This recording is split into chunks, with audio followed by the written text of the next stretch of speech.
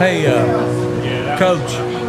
Hey, Coach. You'll be right there. We got a crowd mic for you. That mic right there. You guys just share that mic. It's a wireless. It moves anywhere. Okay. Just tell me when you're ready. We'll move on. Okay. Talk to Jared for a little bit.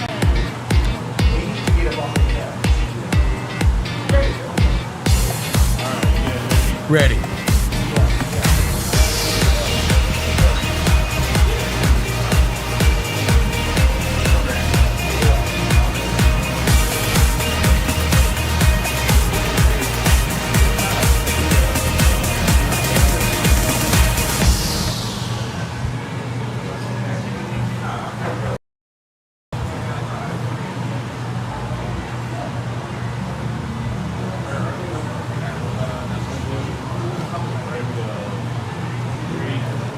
I'm Gary Ball with my compatriot and my sidekick, Mike Meehan. Coach Meehan, how you doing this year? This is great. I'm excited. You ready for a good year of high school football? Ready for a busy year and a good year and some pretty good teams this year. I think there great are. matchups, too. Yeah, there are great matchups. And Jared Peck from the Herald Leader is joining us, too.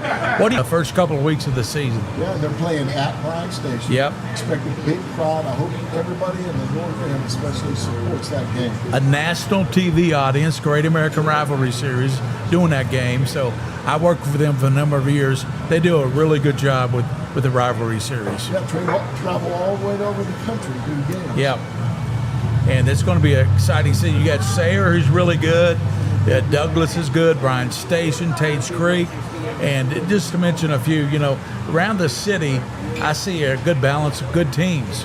Good balance, and some of the younger teams last year that didn't do very well, we expect them to improve quite a bit. So we're talking about most importantly. Henry Clay. I want the Blue Devils. Yeah, I know. We both do. We both do. I mean, they've really struggled, but we hope that Demetrius can really turn that program around and get them going. Henry Clay. Lafayette last year came a little bit late. They won some games. They came on strong late. So John Lawson feels like they got a good momentum, good attitude going into this year. Yeah, Tates Creek looks good. Yeah. Strong this year. A lot of speed. A lot of very good coaches all the way around too. By the way. Your Dunbar Bulldogs. Bulldogs are going to improve. They need to improve a lot, but Coach Johnson was optimistic the other night. He said, I think by district time, we'll be a pretty good team by the time they get in the district. Well, you know that this year they have a chance, Coach Johnson, of breaking my all-time coaching record in wins. And he better do it. I'm putting the pressure on. So we got to turn to Jared Peck, our sidekick with the Herald Leader. Jared, you do a great job at the Herald Leader. I say that all the time, but you do. Thanks. And you got football coming up. You'll be a little busy this year. Yeah, I mean, we got our city preview coming out on Wednesday where I break down all 9 teams. We got 5 ranked teams in Lexington this year. All our top 10s are going to be out by tomorrow. Our Class 6A comes out tomorrow. Give you a little preview of that. Douglas is number 3, and Bryan Station is number 5 on that list. 2 top 5 teams. Yeah, every other team in the top 5 is a Louisville team. And you look at Class A, Sayre is number 2 or 3 in your poll. Number four. In your poll. Then Double A, Lexington Christian's in your poll. Number 3. Number 3. Then 3A, Lexington Catholic is ranked pretty high. Number 3. Number 3 in your poll.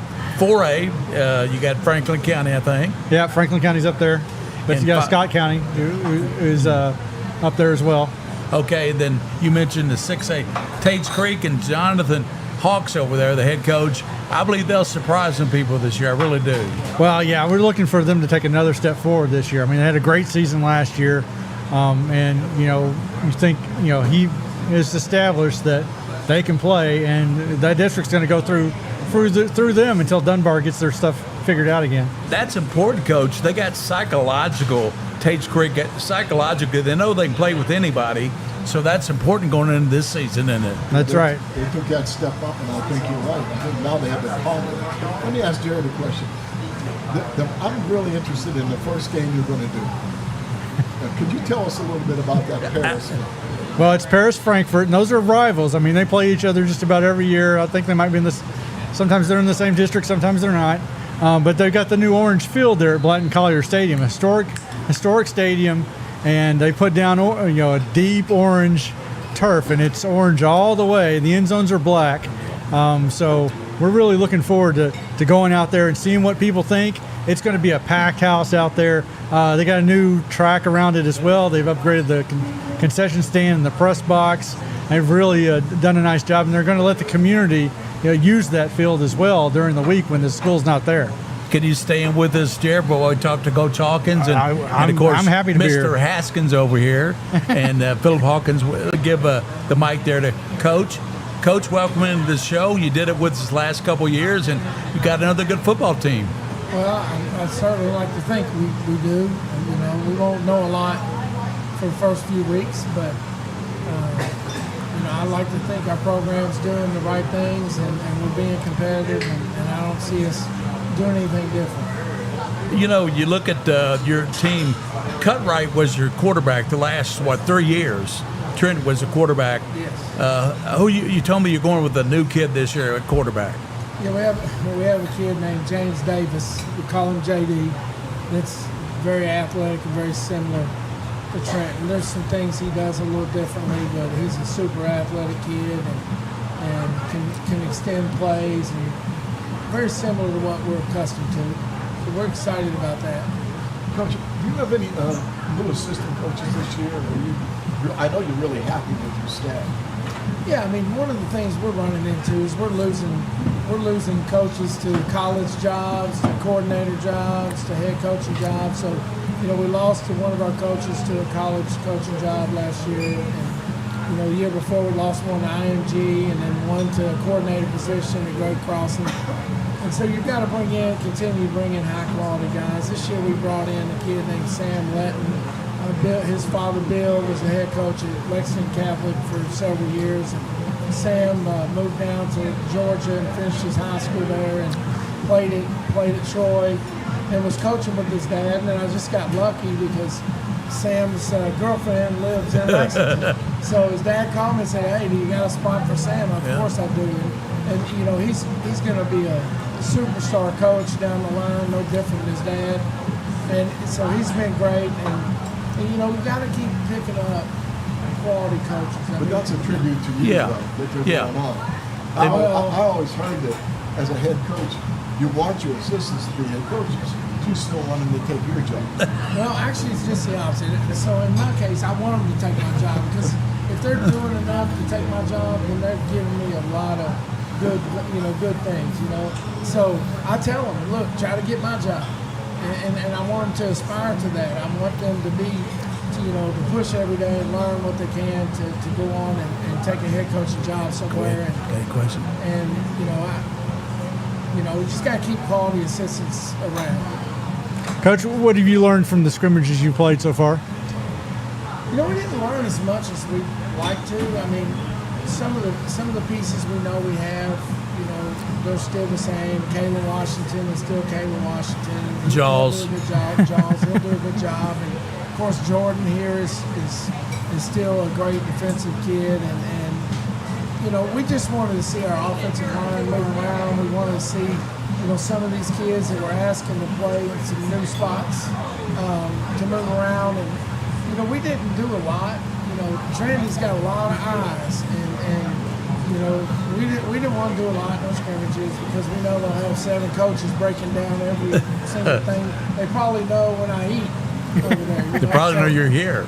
So, yeah, they probably do. They knew I was at their scrimmage. I mean, Coach Kyle told me a couple of days ago, said, "I know you and JT were at our scrimmage." And, of course we were. But, I think we saw enough of what we needed to see. Nothing spectacular. I don't get too worked up over scrimmages. I feel like it's an opportunity to go against somebody that's in a different colored jersey and see how these kids respond to different things. So, I'm comfortable with what we did in the scrimmages. Well, I work with the Kentucky High School Athletic Association. I do the state football finals. You were in the state championship last year. You played up, I think, against Trinity, wasn't it? That was. In the state championship.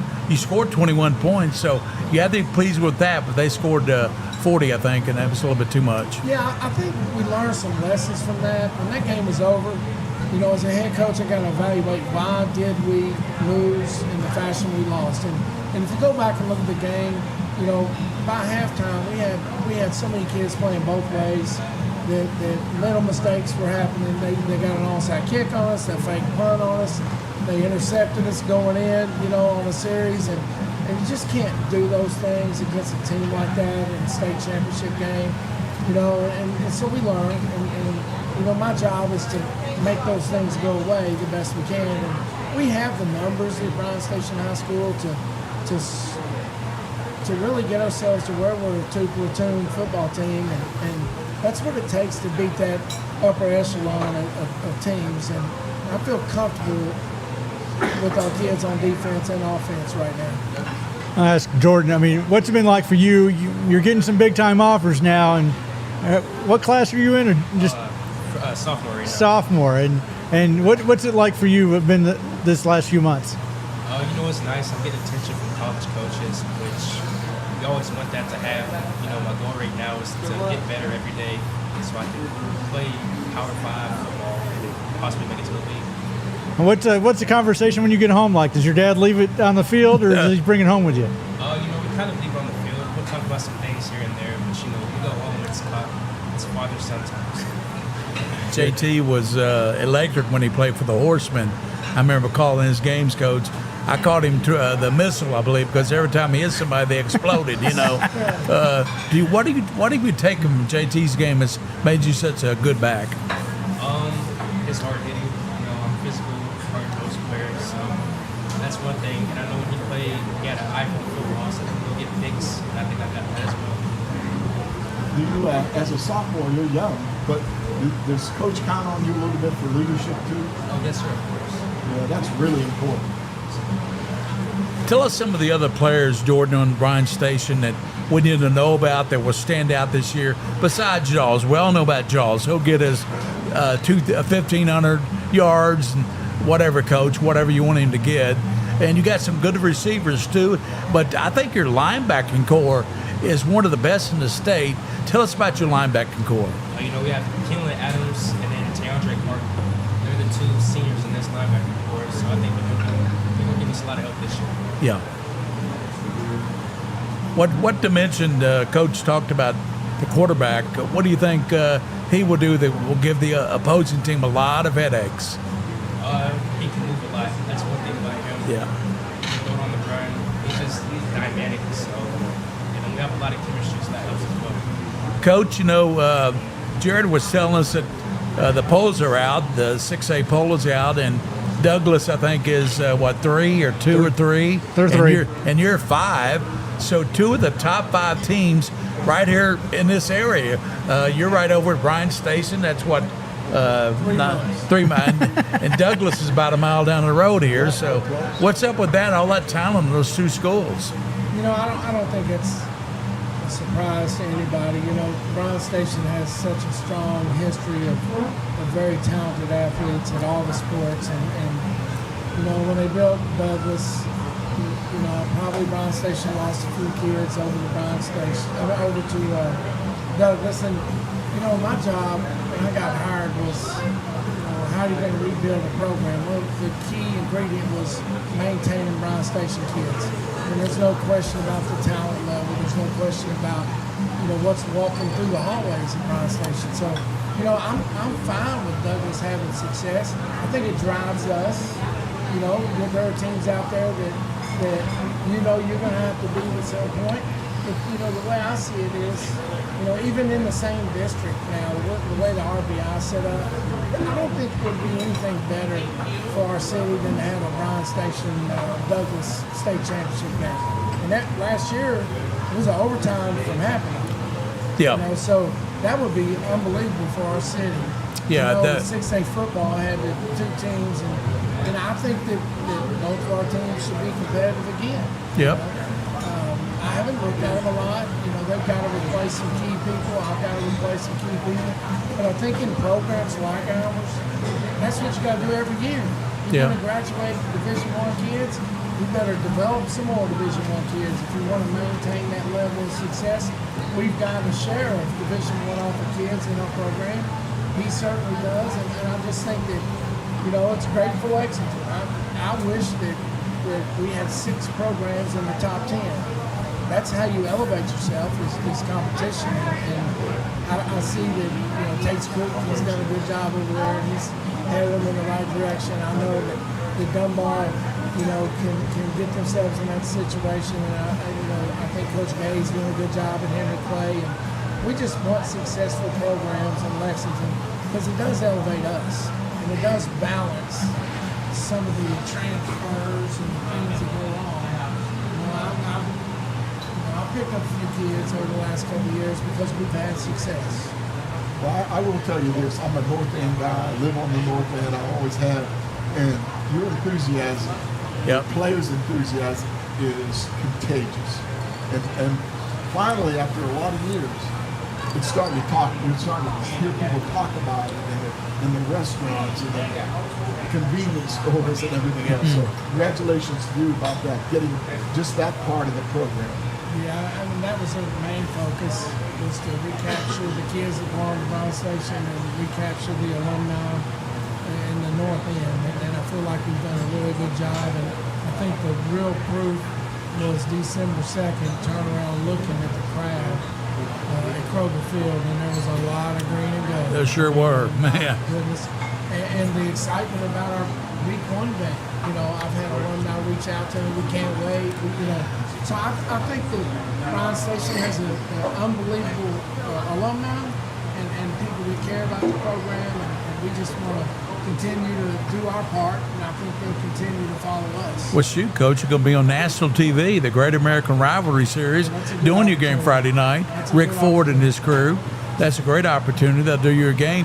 And what it'll do, I worked for them for a number of years. It'll give your team notoriety, not only in Kentucky, it'll take you out all over the nation, give you notoriety in other Georgia, Alabama, other states. Yeah, I think that it's going to be a good experience for our program, and certainly we should do everything we do should be about promoting our kids anyway. So when I have an opportunity like that, I'm going to go for it. That's one of the reasons we play the schedule that we play every year.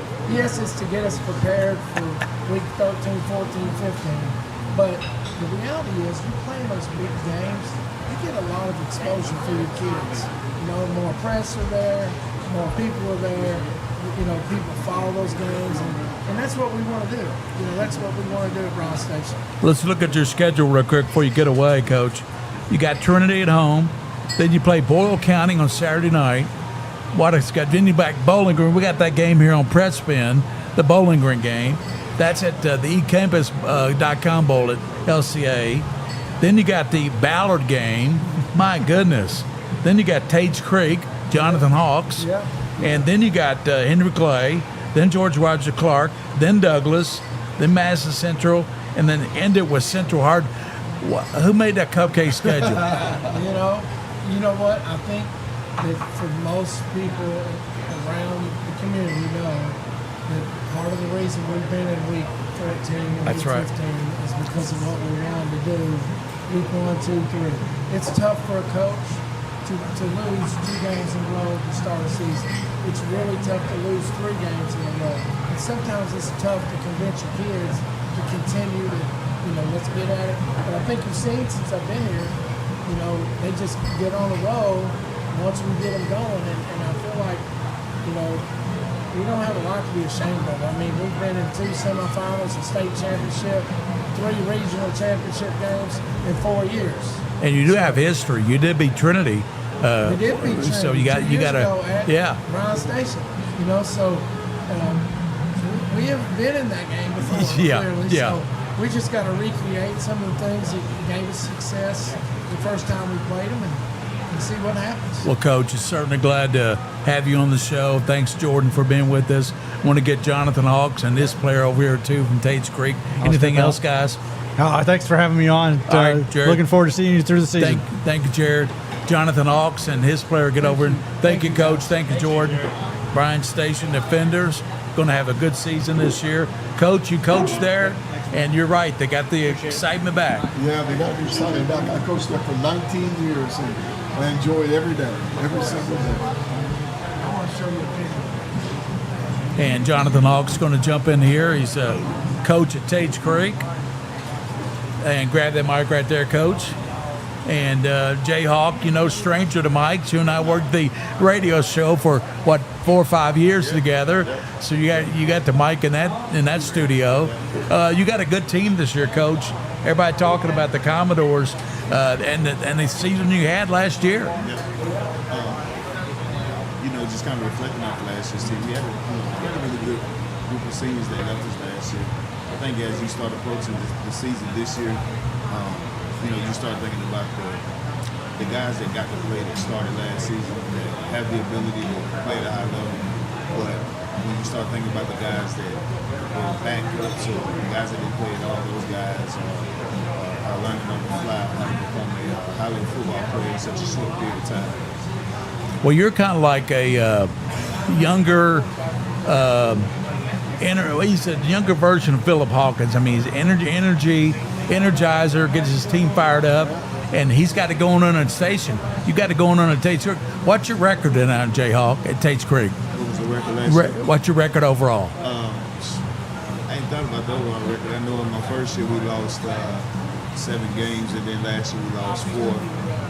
So you got a winning record. Yeah, at least a winning record. That's impressive. I mean, Yeah, I've been impressed too. Here's the question I always ask you, and some people know that, some people don't. How does your track background help you as a coach? He'll tell you, I still focus on the body movements, and that's something that I've taken down to the elementary level, but the middle school level. It's going to be elementary soon because I'm trying to build something all the way down. But I really focus on the body mechanics of our kids, so it doesn't matter. Week after week, we're always constantly trying to work on the body mechanics of our athletes. Every Sunday, we do a Sunday development. We do a development on our kids beyond just talking about football. Everything that we do is about trying to help our kids learn how to move better so that they can kind of get an upper edge on some of the other teams that we'll play. And I'm focusing on the speed along the process as well. Well, speaking of track, Andrew Witherington is graduated. He was a 2-year starter for you, about a 3-year starter for you. I tell you, that's going to be hard to replace. But I know you're excited about your new quarterbacks. Yeah, we got a lot of good young guys that step in. Andrew is, I'm proud of him because just even the history behind he's able to go to college and play football and have the opportunity to run track. So I think that's awesome. It just shows his leadership and his hard work that he's put in. Just to have that opportunity. But the quarterbacks this year, it's the same thing.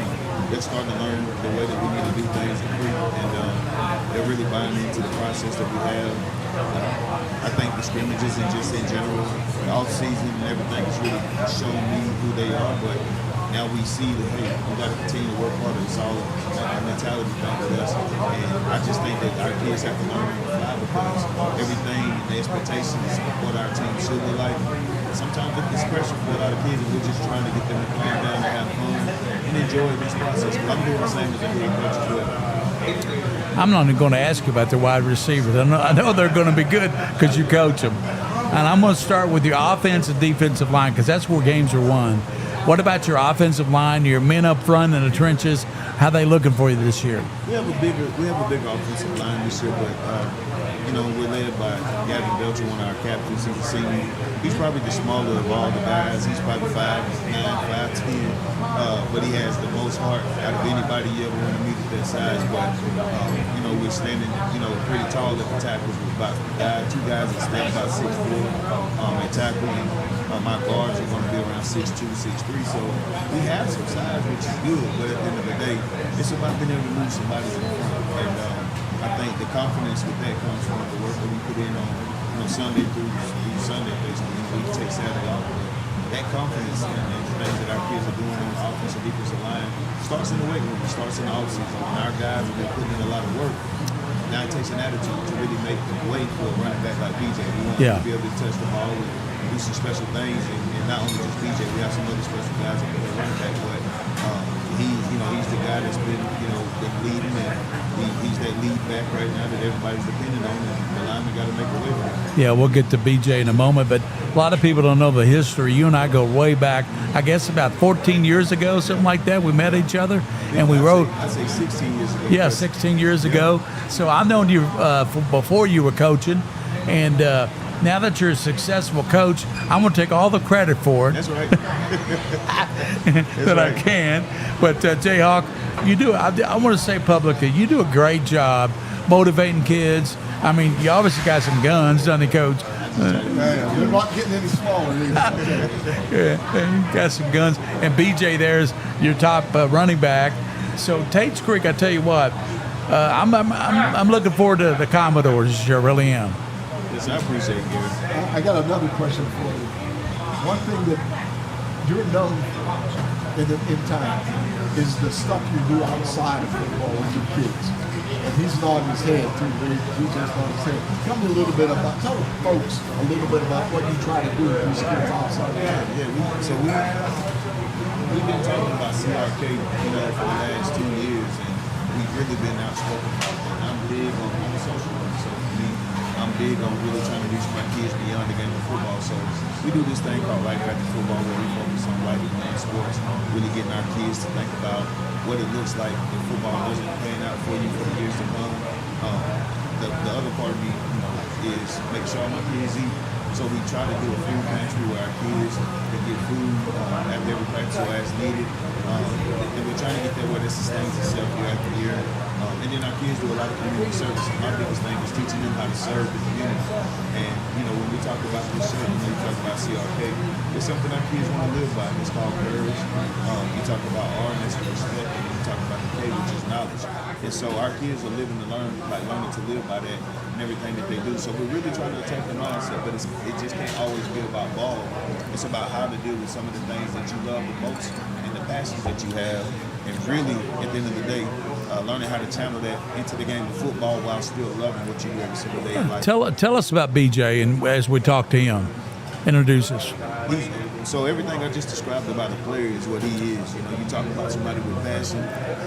He talks about trying to go to the NFL one day, right? He talks about doing a lot of great things, representing the back, the back of his jersey with his name, and wanting to be able to be on the stage one day where he can take care of his family through the game of football. But I tell him all the time, with that passion also comes pain. So you have to be able to channel that pain and still be able to pour out your passion even when things don't go your way. So it's being courageous, being able to step out in front of people, lead. Yesterday he was just named the captain in front of his teammates. So that's great. So his leadership has really, gained the attention of his teammates. He does a great job. He runs the ball hard. A lot of people, they look at his physical physique, but they don't understand his mentality and everything that he brings to the table matches the same the qualities that I love in a young person that really wants to go somewhere far in this world. Let's get that mic over there for him. BJ, welcome to the show, and Coach really gave you some good accolades there. Yes, it sounds like you're a good young man and you got a good future. What year are you? 26. Tell us about running back and the way Coach described you. How'd you become that type of person? Very passionate about being a running back, I want to make it out, make mama proud, Ain't nothing like making my mom proud. She works very hard for me. So it's Coach Hawks. He does everything, give me the best knowledge, and we talk more about life than football. Yeah. It's more than life than football, Right. I know you run the ball well, but does Coach ever throw the ball to you? Yes, sir. All right. Yes, sir. How's your hands, BJ? How's your Very good hands? hands. Yeah, you got to make sure you throw some in the end Yes, zone, sir. too. Yes, sir. Got to get those stats. Gotta get those Everybody Oh, wants this those way? running Yeah. backs. Yes, sir.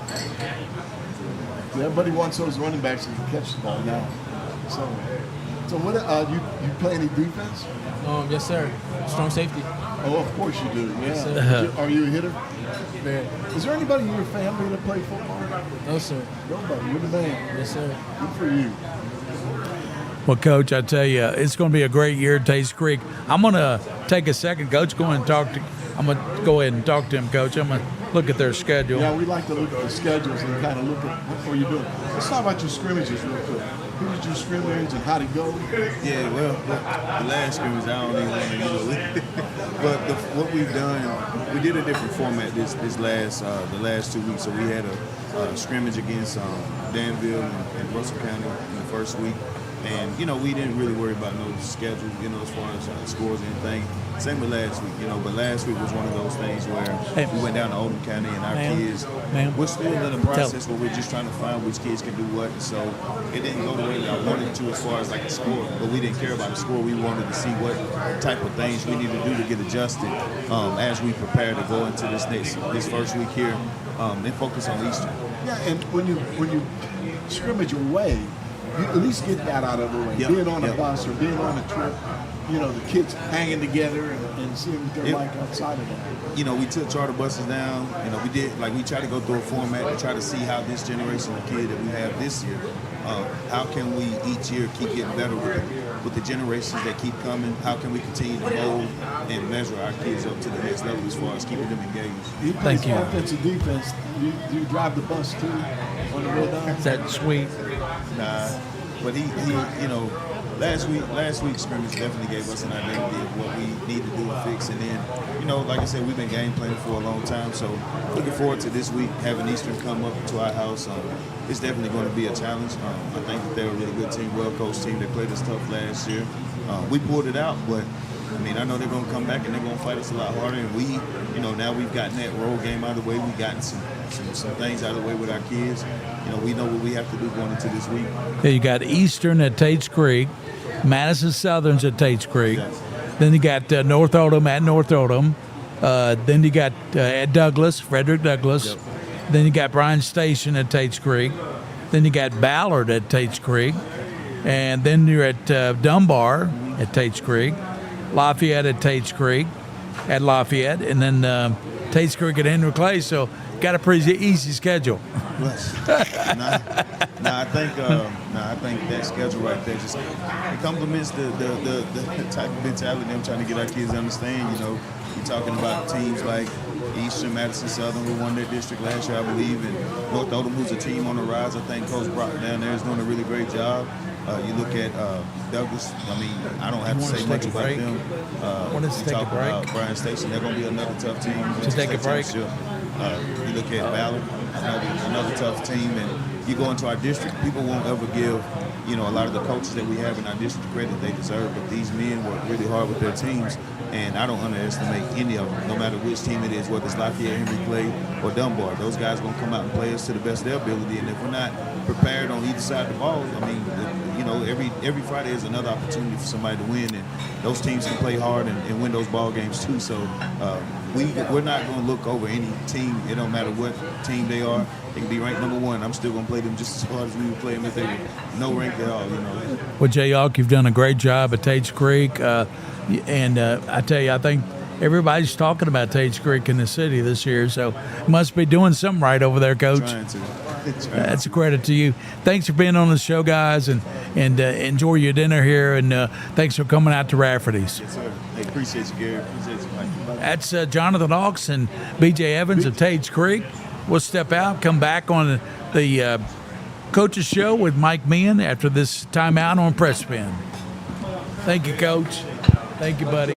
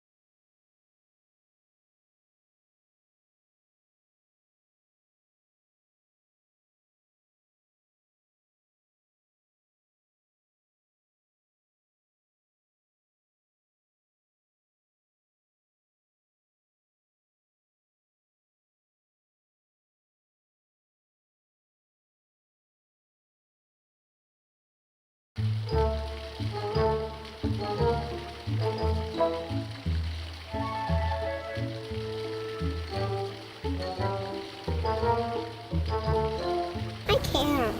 Have some Mingy.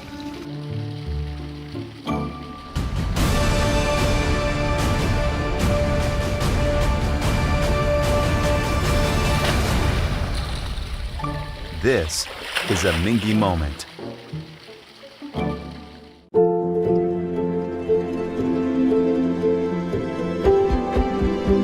This is where worry turns into relief, where confusion turns into answers. This is where your family can turn to the experts for the big things and the little things. Extraordinary care is right here. UK Healthcare, the power of advanced medicine.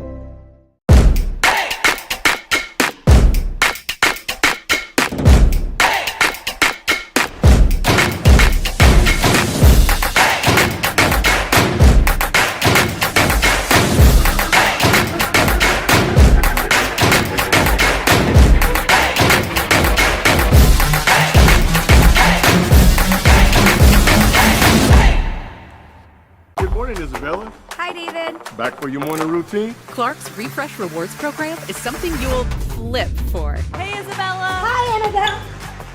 Donut? Don't forget the sprinkles.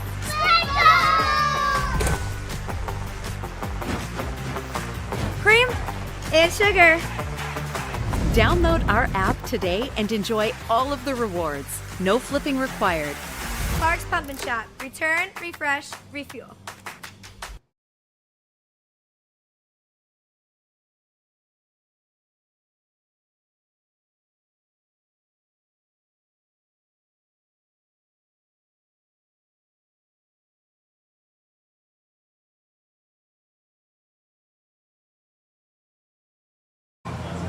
Welcome back to the 2024 Coaches Show here at Rafferty's Restaurant.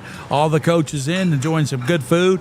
We just talked with Jay Hawks of Tate's Creek. I tell you, I like that guy. He's just energetic, and he's got some guns too, Coach. Yeah, I was looking at those arms over there. It made me a little nervous sitting next to the big man. So, but yeah, he's a good guy too. He's nice a good guy. person. Well, you know, he's one of my best friends. He did radio with me for 5 years at WVOK. I mean, not the games. Did a Sunday show. You did the games with me. You're my guy on the radio, but Jay Hawk was my guy on the. Remember when he did the radio with me, Coach? Yeah, he's a good guy. Now he's big time. He don't call me anymore.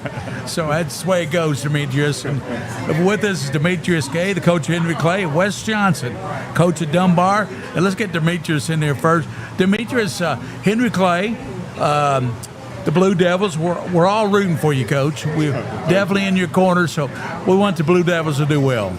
Yeah, we do as well. We'll try to get back on the winning side of things. I think you will. Tell us about your team this year. I know you're excited about your coaching staff and your team.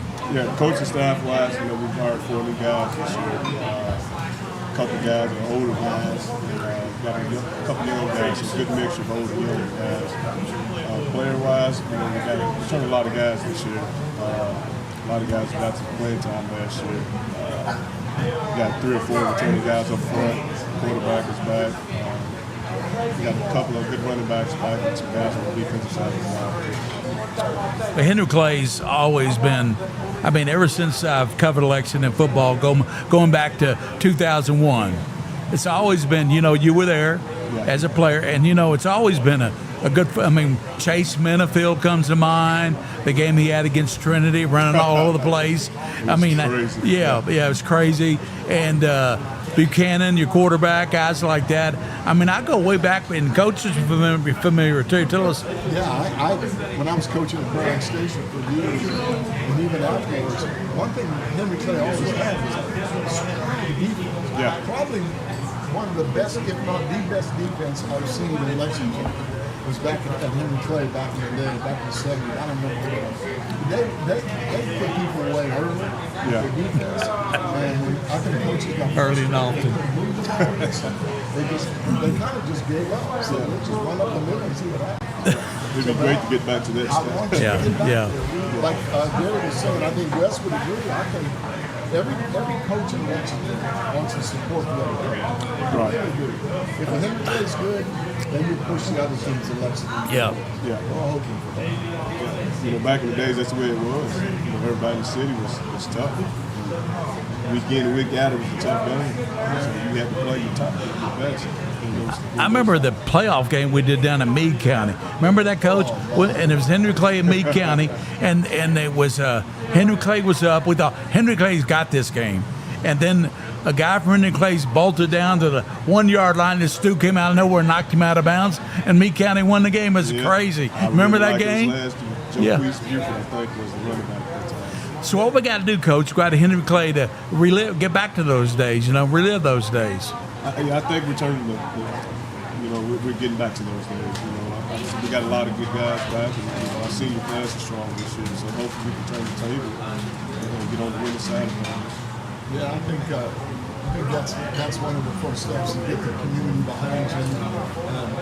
Guys like you brought with us here, offensive linemen, that's where the games are won anyway. The offensive Right up front. defensive linemen, big guys.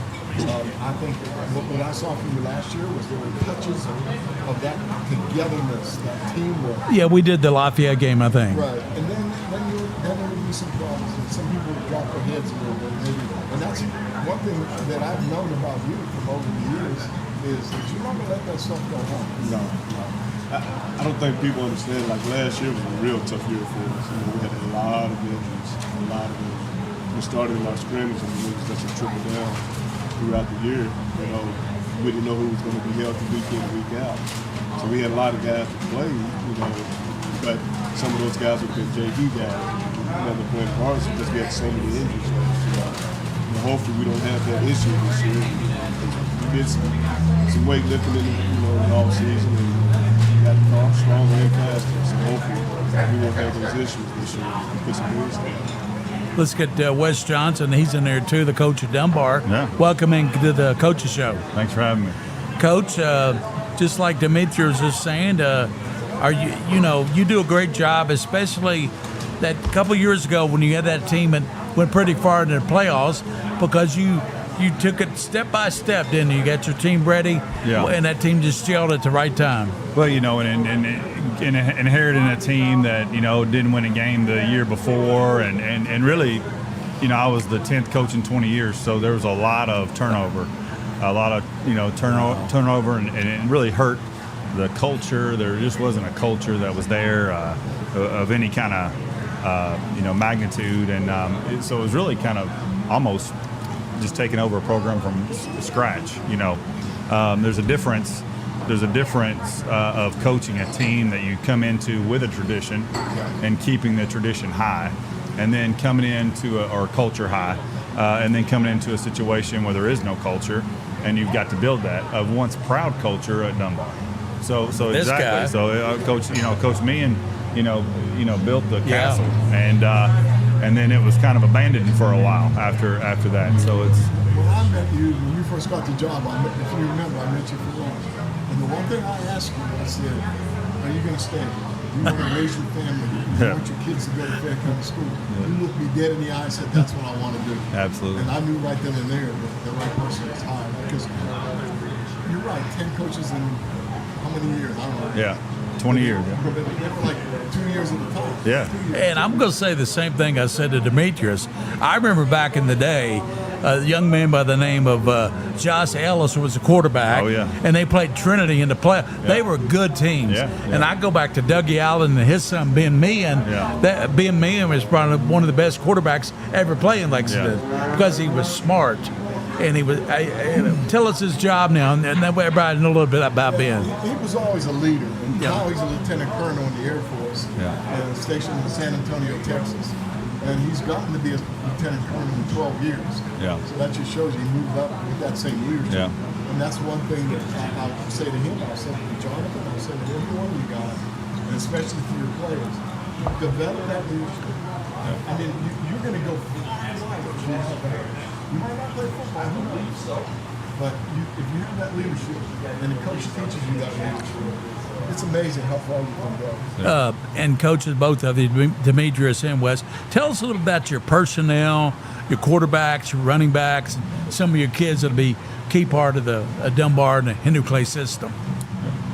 All right. Well, for us, we return all 5 starters in the offensive line. We return all. That's big. Yeah. That's big. We return all 6 in the box on defense, but we were very young in everywhere else. So our defensive backfield had 1 start, or 1 kid that started last year. We've got 4 new guys back there. We count our outside linebackers as safeties, so that's kind of for us. And then our skill kids, we'll have a sophomore wide receiver starting. We do return 2 other starting wide receivers. We have a new offensive backfield. Basically, we lost Ethan Teal, our quarterback, last year. So we have. He was a 6'5" kid, wasn't he? Yeah. He went. Where'd he go? Went to Hanover. Yeah. So. But that was really, I loved him and loved having him and Trey and all those guys we had, but that's not what Dunbar football was built about. I mean, it was great to have those tools and weapons, but we had really struggled running the football. And I think at the end of the day that hurt us at the end, especially when we started having injuries. When Ethan went down, when Trey was out a couple games, when Harrison Simpson, our slot receiver, went out. I mean, we were the same way. I mean, it was almost like and for us, it was catastrophic injuries. It wasn't like a pulled hamstring or a quad muscle. I mean, I had a kid that was partially paralyzed after a week 2, who was a senior captain, offensive and defensive lineman for me. And so when he comes out of the game, I replace him with a freshman who was the year before at Beaumont. And so that's not the same thing. And so that really was something that we pulled through. And I tell people all the time, I think I was more proud of the attitude and effort at the end of the season last year than I've ever been on a team that I've coached, because of the things we had to overcome throughout the year, and they could have easily had a terrible attitude and just tossed it up as well. I guess we let these guys in place, so it doesn't matter. But they had great attitudes and had great effort all the way to the end of the season with all the injuries we sustained. Before we get to Coach Gay, speaking of Connor, it was us and Connor, Boone County. Connor, only high schools up there when I was at Boone. Mm-hmm. Now there's Cooper, there's Ryle, all these. They're going to build a 5th high school. But I will tell you one thing you will get with Cooper. I mean Connor, but Cooper too. But Cooper's got the Alexander kid, the big tight end. But I'll tell you what you get with Connor: hard hitting. Corn-fed farm boys from Connor. Big Those kids will hit you. Yeah, big old boys. And I always play a Northern Kentucky team or 2. This year we play 3. I really like that. And really what's special is, and I know you play some Northern Kentucky teams, is the atmosphere when you go to away games up there. Yeah. It's different than, down here, I get a big Henry Clay Lafayette or Lafayette crowd or a Henry Clay crowd. But, some of the others, maybe my kids are not as interested in seeing, so I may not get as big a crowd. You go up there, it doesn't matter who's there. I was there, last year we played at Connor in their home opener. And I mean, that place was packed and rocking, and they had us right behind their student section. And I mean, of course, it was a fantastic atmosphere. And I always loved to play in that. So we play Connor, Boone County, and Simon Kenton this year. Our homecoming game was always Connor when I was at Boone County. Yeah. There's a reason for that. Yeah. Coach Gay, he's talking about injuries and how that sort of catastrophic, and it goes. That's what happened to you the last couple of years. It was bad. Starting receivers. Actually, we lost our quarterback midway through the season as well. So you lose guys like that, it's tough. But those guys we put in did a great job trying to pick up the slack from those guys. Introduce us this young man and tell us a little about him. It's Brady Pullins, starting center for him. He was one of the kids that we lost midway through the season. It was just a freak accident in practice. And lost him for the season, but he's back healthy and he's doing great things. Looking forward to seeing what he does this year. Brady, what do you see different this year from the offensive line than maybe the past couple seasons? I see a whole lot more depth. Last year we had 2 groups. This year we probably groups, at least practice. But I don't know, we've came together as a team, I feel like, more in the last year or so. Does Coach get you in on defense? Not allowed to. Don't want to risk injuries. So how do you, as an offensive lineman, how do you guys get along? Do you have a real close relationship with the other offensive linemen? Yeah, I say we call ourselves the meat pack. You guys go out and eat together? Some of us do, yeah. After games, we go out. I had an offensive line group that was so close they go out to eat, and they turned away from all you can eat. I'm good right now. When they said all you can eat pizza buffet, they didn't realize that these boys can really eat. So that's good to have that together. So do you like that? I know what Coach is going to say here.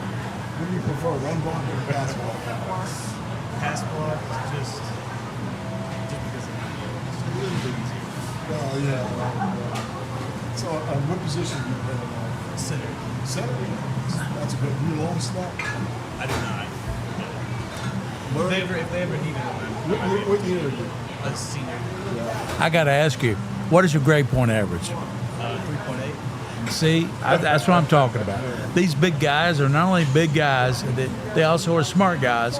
3.8 GPA. I mean, you're going to be on the Ball Report this year, the TV show. Guys like you and Coach knows it. We'll get you on too, Coach. Oh, yeah. You know about those scholars. That's what we like. We like those scholar athletes. Tell us about the other athletic programs: girls soccer, boys soccer, volleyball. How they maybe their tradition helps you, or at Andrew Clay.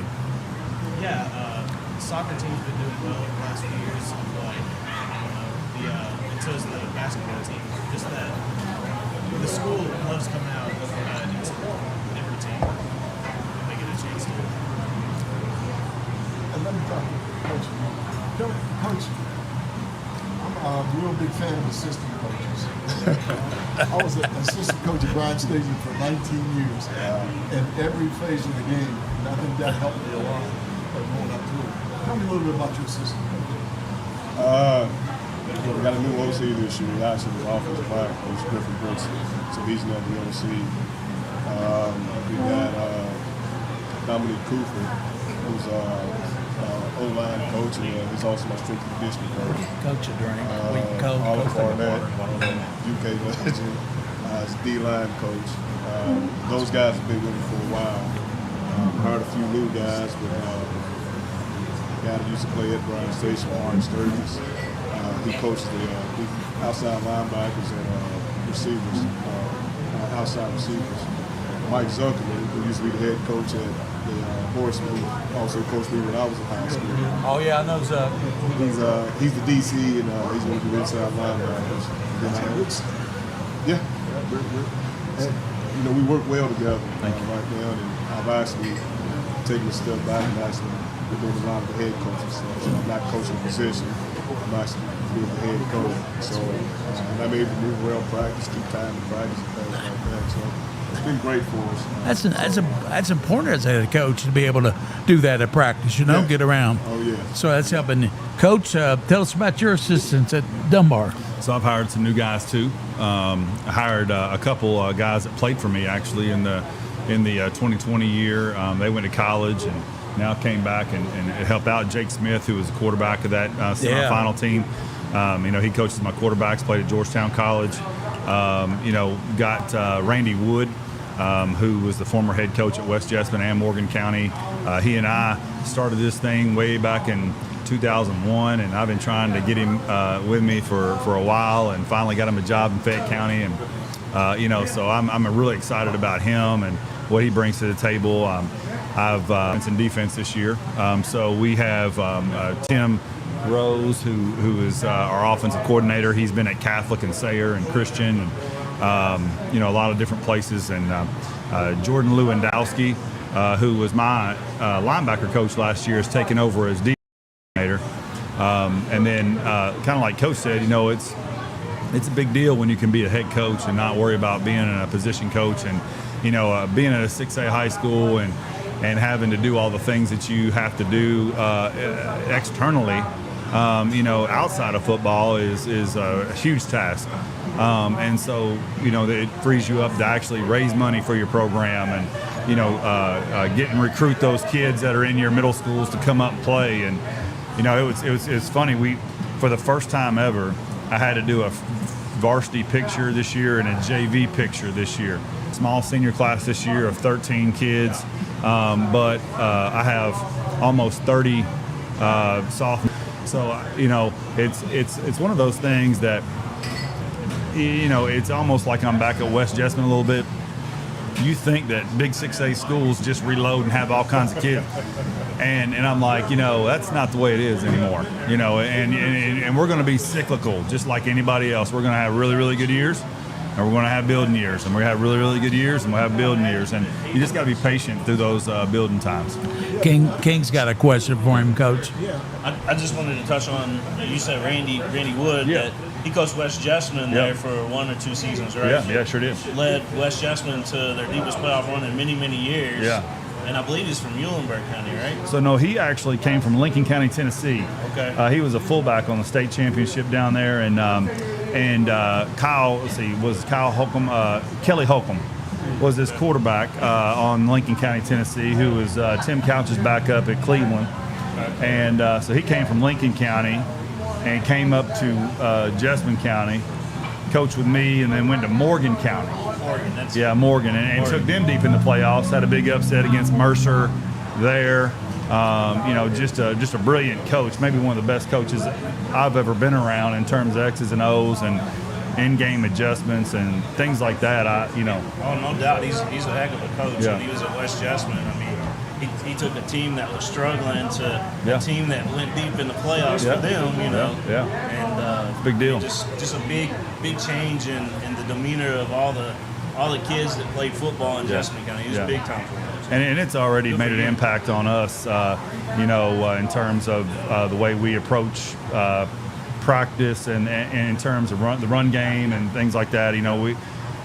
Back in the success of 19 through 23 or 22, we were a run heavy team. I mean, you would think that we were going to throw it, but we were really going to pound the rock and try to play ball control, and I think that's what we've kind of gone back to now, and with the help of him really kind of installing that mindset with our football guys, because you say passing, when you pass block all the time, I just don't think you become that physical. When you practice as a defense against a passing team, I don't know if you know how to get that physical.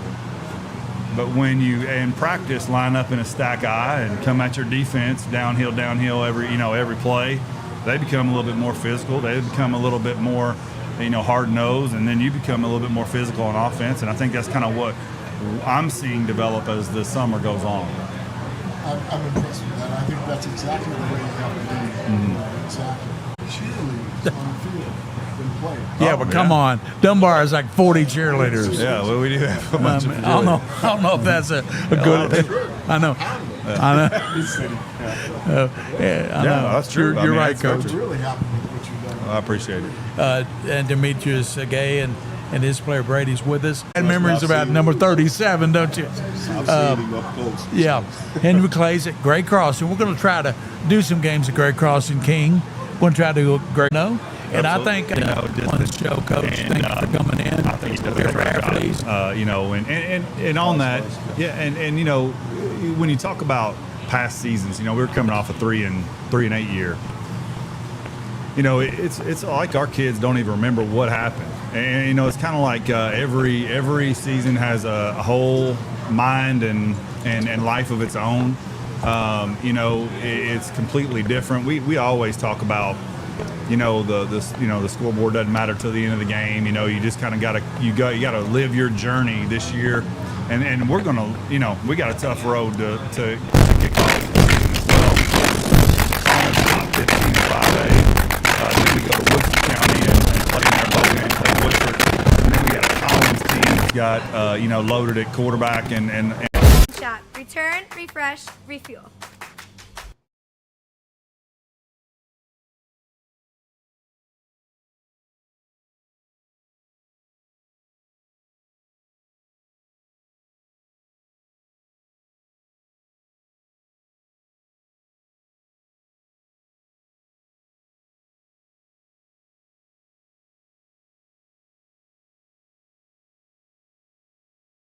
Everyone loves recognition.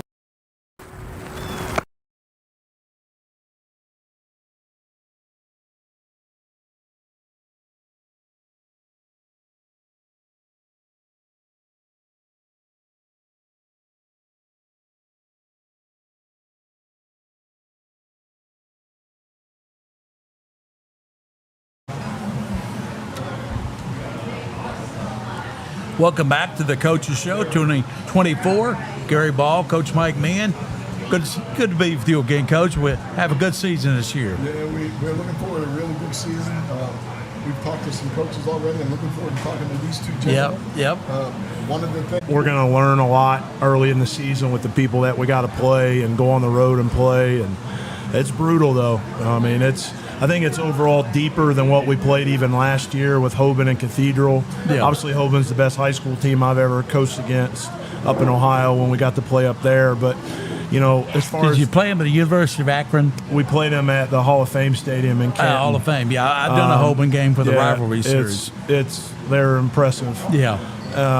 We're probably not to that caliber of team overall, but the depth of our schedule is probably more intense this year than previous years. So I am glad we found 10, though. We only got to play 9 last year, and I hate that for seniors. Yeah. You want to play as many games as possible. So at least we have 10 games, and they're all in-state with the addition of Manual and Male. They had out-of-state opponents drop them, so it was kind of lucked out where we could work that out because, they can't hardly find anybody to play either. So, we got to go to Manual. The Male's coming here at our place. So, we don't have any easy ones, that's for sure. Every week's going to be a war, and, hopefully it prepares us for November. Coach, that's a good problem to have when you're so good that like Trinity, Douglas, Mayo, Manual, teams like that, other teams won't play you. But, you're hoping to get to that level, aren't you? Oh, that's absolutely the goal. And every year that we bring new kids in, we really focus on how we're going to build that team, keep our kids around, and build that culture to where we're to that level. And great job over there, Douglas, what you're doing, Coach. Yeah, thank you. I'm really impressed with what you guys are doing. Yeah. But, the excitement and keeping these guys engaged in what we're doing. And that's part of it. Once they start to really trust and love and lean on each other, they're starting to really hang out with each other and do the things they need to do to be great.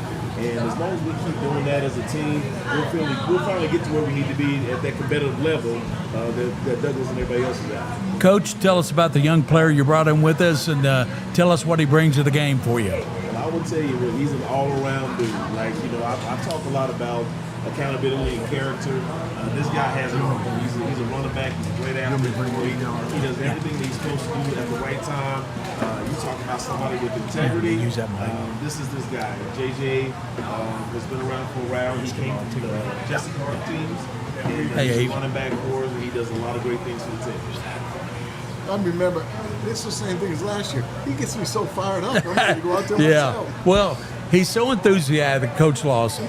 That's why you came on strong. You run, 2 or 3 games late, and you're expecting a lot of momentum. But you'll carry that momentum over this year. I know that's what you're hoping to do. Absolutely, and I think the biggest thing with last year, we had some games late that we won, had a couple games late that we almost won. Yeah. And I think the thing is, most of these guys are so excited because they're finally figuring out that I'm going to work my tail off, and there's a reward somewhere down at the end when I do that. And when they start to feel that there's something there, their purpose becomes greater, and then all of a sudden you got a much better team. Well, let's give the young man the mic, and we'll talk to him. Well, Coach really describes you as an all-around dude. So how'd you become that way? How'd you become an all-around dude? Yes, sir. I just trusted my coaches, my friends, and family and stuff, and I just let it, all work out. So you playing running back? Yes, sir. What defense? You playing defense too? Yes, sir. I don't play defense. What about returning kicks and punts? I return some kicks, yes, sir. I think you should do that. You look like one of those guys that return punts. Scat bag. Not afraid to get hit. Not afraid to get anybody. Right. So tell me a little bit about your other teammates. You guys feel pretty strong this year in certain places?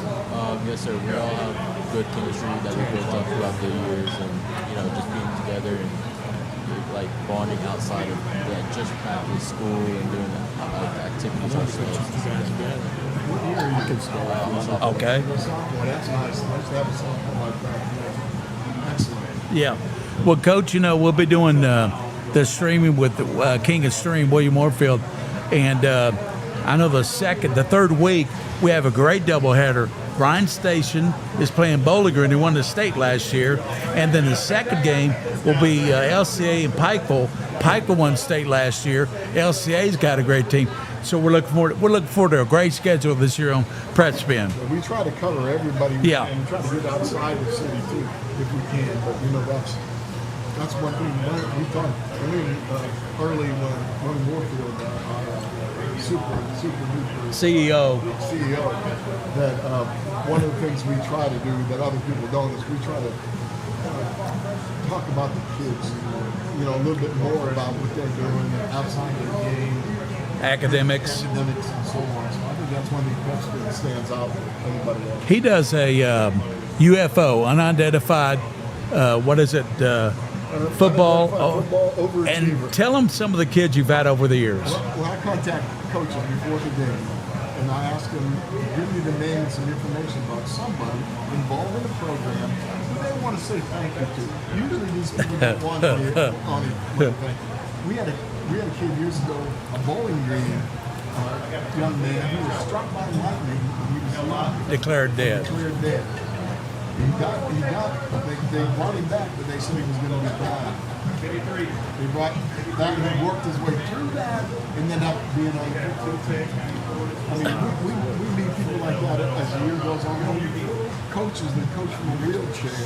We've had so many different things. Yeah, and we'll have Lafayette on this year. We had who did we do with you with last year? With Henry Clay? Dunbar, maybe? Yeah. Well, Coach, let's get Coach McKee back in here. I understand Gary's coaching with you this year. Is that right? Yeah, he's back. Yeah, he's back. We love Gary. Yeah, he he got tired of the college scene. He's doing that for 3 years. Yeah. And I think he wanted to see his grandkids a little bit more and have a little bit more free time. So, obviously, you can have a little bit more free time in high school to do that. So, when he asked me, I'm be crazy not to add somebody with 30 years experience. Exactly. So he's doing a good job with our running backs, and obviously he's got an eye for football. So I got Avion Chenault here with us. Yeah. He's a Western Michigan commit at wideout. Great athlete, really good basketball player too. You guys probably have watched him in basketball. The thing that I've been impressed with Avion is just continuing to get better. I think his best football not only has had this year as a senior, but as he heads into the college scene where he can really focus on his game. And, like I've told him several times, sky's the limit for him and what he can do. But he's really opening up more. He's being a better leader for us because, he's played in some big football games. So he's got to be able to continue to do that. But I'll let him speak. But very thankful to coach him, and he's got a great family, and look forward to a great senior season for him. Avion, I believe you were on in basketball, weren't you, on the Scholastic Ball Report? We had you on, Yes, sir. Because we stress the academics, and you're a good student. So tell us about the academics at Douglas that get you rounded for football. So at Douglas, we really take academics really serious. Without that, you can't be anything. You can't be the athlete that you want to be. So you have to lock in the classroom and just get your work done and maintain your grades. Well, you're a standout basketball player, too. Did I hear right, Coach, that Boone has transferred, Armella Boone? Yes, sir. And that's going to be a big loss. But you guys respond to that, won't you? Yes, sir. Tell us about your football team, who you think are going to be some of the key players and coming up for you. I feel like we have a lot of key players, but just some to name are our linebackers, Logan Busen and Caden Clay. And then we have our QB, Jackson Strautman. And then we have another receiver. His name's Darion Talbert, but he's not healthy right now. He's out with an injury. So when he gets back, he's going to be a key player. And then we also have some players like TJ Stewart that hasn't played varsity football yet, but he's going to be a big impact for us this year. And then we have a great defense, so I just feel like there's a lot of key players on our team. And you're a receiver. Yes, sir. Tell me something. You like to block? Yes, sir. Oh, look at that. There you go. Sometimes. Sometimes. Well, I think that's part of your job, right? Yes, sir. Who's your receiver coach? Jay Johnson. Oh, that's a good one. Yes, sir. I think Strothman is your quarterback. Is that Yes, right? sir. So you're learning him. Is that something you take, in practice, you run routes and you learn what kind of quarterback he is and how he's going to throw the ball and stuff? Yes, sir. Today after practice, we actually worked a few routes that we'll be running this week to perfect our timing and just get down the reps of it. So when we get to the game on Saturday, it'll be fine and it'll be second nature basically. You had the pleasure, and I mean pleasure, and to speak at Coach's team on the day before, I guess, the championship game last year. I was very impressed. I don't know if all your practices were that lively, but it was very For the most part. It was very lively. Music playing, kids were listening. They were doing what they're supposed to do. Managers running around doing the things. I was just really impressed with the organization. How big is the organization for you as a head coach? I mean, he'll tell you that's one of my. I'm kind of OCD, so I like things structured. I don't like things off timing. I tell our coaches all the time, be ready to transition to the next thing. We're blessed to have a lot of players. I mean, we're at like 141 right now, 9 through 12. So if I'm not organized, we're not getting anything done. And this as a former coach too, like, from me down, you got to know exactly what we're doing. So for me, I cover that on Sundays with our coaching staff. So, okay, we're doing this on Monday, Tuesday, Wednesday, Thursday. If we play on Saturday, obviously we have an extra day, of prep. But everybody knows from A to Z on what we're doing for that week, because nothing upsets me more than being off schedule. Now with that being said, you got football is organized chaos in a lot of ways. So you got to create some adversity within that so kids can adjust, whether that's weather delays or, injuries or heat, anything where that's delayed or you have anything. And, you got to be able to structure that too, and sudden change in practice with turnovers, so I'll handle that piece that the coaches aren't aware of. So they got to coach that way. So like, okay, we're going to go 3rd down and 5 right here. Let's go. Put the ball down. Just little things like that, sudden change. I control that, but everything else is organized A to Z. That's just me being a former offensive lineman, having to cover everything, and that's just what I believe in. Coach Lawson, your Lafayette Generals, do you feel like that this is a turning season for you guys, that you're going to really get going this year? Absolutely. I think you'll see quite a difference in the team. The whole mentality, the organization of the team, how we present ourselves. It's just been great to see that young group of kids. I had a lot of freshmen that played last year, which it was great to get the experience. We're building on that, and there's a lot of sophomores that are playing for us this year that by the time they're junior and senior year, it's really going to look way different. So we're still going to take some bumps in the road because we are young and inexperienced, but at the same time, they're gaining ground every day. And that's part I like seeing every day in practice. Well, I like it too. I mean, I'm impressed with both of you. Yeah. I love high school football. I did it for 35 years. I really enjoyed it. I like watching the progress. Coach, this will be my 40th year on the radio and TV. Probably longer than that, because you were a kid. You were doing. I started when I was a teenager. I was 15. No, I'm just in my 40th year. I started at WHKK in Erlanger. I did Northern Kentucky football. Dale McMillan would come back to me at halftime and say, let's go back to Gary at halftime. And I'd say, back at halftime, Ludlow leads Bellevue 7-0. Newport Catholic on top of Newport. And Boone County is on top. And that's my alma mater, by the way, Boone County. But I remember when Sean Alexander played for us, Coach, you had a few run-ins with him. I don't even want to talk about it. I made Coach Hop, the head coach, I made him mad one time. And he was one of those guys that talked really calmly. You meet before the game and you shake hands with the coach and talk family and how you doing and all that stuff. And it was nice. It was real friendly. And I took 2 steps away and he said, oh, by the way, he said, I understand what you're doing. I didn't allow him. I didn't change films with him. He was like, he said, I understand what you're doing. And sometimes when the coach does that, it comes back to haunt him. Beat a 62-0. And Sean Alexander was returning punts when they were ahead by 50 points in the fourth quarter. I probably did that game, Yeah, I did. And after it was about 40-0, I said, good night. So did I. I turned to the assistant coach and said, go tell him to warm up the bus, baby. Chad Pennington's in the house. Chad's going to join us. Dave Nuremberg's going to join us. The defensive coordinator. I almost said Covcath because I'm in that mentality. Lex Cath. And then, of course, Doug Charles is going to be with us too. But anyway, we got some more time with these coaches. Guys, before you get away, tell us about how good Lexington football is going to be, if not now, down the road? Go ahead, Coach. Okay. I see so much progress in the city, and it excites me more than anything else. And I think is the coaching, like Coach said earlier, with the staffing that we have now, the experience that we have now, the growth and excitement of just football in general is coming back to the city.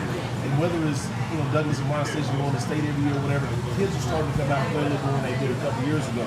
And as long as we can keep that excitement contained in Lexington, we're going to continue to grow and do great things. So I'm just excited all around. I'm excited about it, aren't you, Coach? Yeah, I like what you're saying too, and I think we all feel that way. I know you want to win. You want to win every game. You want to win every game.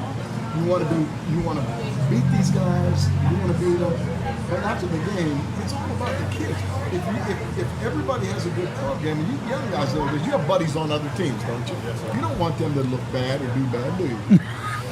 When they play Douglas, it does. You want to beat them, but when they play other people, you're happy for them, right? They do well. And I think that's important. I like to see all these kids, young kids, growing up in little leagues and everything, getting ready to play. Yeah, Pick up those programs. Like Lexington Catholic football, they've done a great job of developing, their team concept. They're always competitive. And the thing about Lexington Catholic, you never worry about them because they're always going to be pretty good. Same with the LCA, Douglas, and a lot of these teams. I think the rivalry that has become with Bryan Station and Douglas is healthy. Sure. Healthy rivalry. And you've mentioned the youth leagues, and I echo exactly what Coach Lawson said. That's the key, in my opinion, is continuing to invest in youth league, middle school football. It's hard to find coaches at the high school level. It's even harder at that level to find good quality coaches that are doing it for the right reasons. And it's about development of the kids. The key to me is getting more kids excited about football heading into freshman year of high school. Because you lose some kids from 9th to 10th grade, that happens. But getting them from that 8th grade to 9th grade year excited about football is key to me, regardless of the feeder programs that we have coming into our high schools. I think that's a big key too, is us investing in those people, making sure our doors are always open for those people that want to do that, whether it's dads or people in the community, because they got to understand the basic of football too. And get these kids excited about it where they're not going to other sports and not playing football, because let's be honest, in the South, football's king. And it is. And I got, friends that work on the West Coast. Football's kind of dying out, in some of those places. It's not in the South. We got to keep it that way and continue to develop our young kids. Well, you got to convince those moms that it's a good sport. It teaches you so many things. It teaches you leadership and togetherness and players. And so I always said one thing: if you're a football player, you got to, and soccer too, you have to come out early and start practicing before school. Yes. When you go to school, you know friends, you have people you can talk to, you have people you can sit in the lunchroom with and talk to. And one thing I would suggest to all of you guys, and for your young kids, that I try to teach my boys, my own personal boys, when you get back to school, you're comfortable, you have your friends. Look for that kid sitting alone in the corner, maybe on the freshman football team, that nobody wants to talk to, or he feels awkward. Go take your dog to lunch and sit by him. He's part of the team. Talk to that boy. Get those guys enthused. Sure. Coach, best of luck this year at Lafayette, and we'll see you down our travels. And Coach, you want to stay with us when Chad comes on? And then Coach Nirenberg is going to join us. Good luck to Lafayette. I want you to have a good year, just like everybody that comes on. We want Henry Clay to have a good season, Douglas, everybody that comes. Want you to have a good season. Yes, sir. Thank you very much. Thank you, Coach. Appreciate it. Thank you. That's John Lawson, the fine coach at Lafayette. And we're going to take a break, William, or keep it here? We'll take a break, come back with Chad Pennington, Dave Nirenberg on the Coaches Show 2024.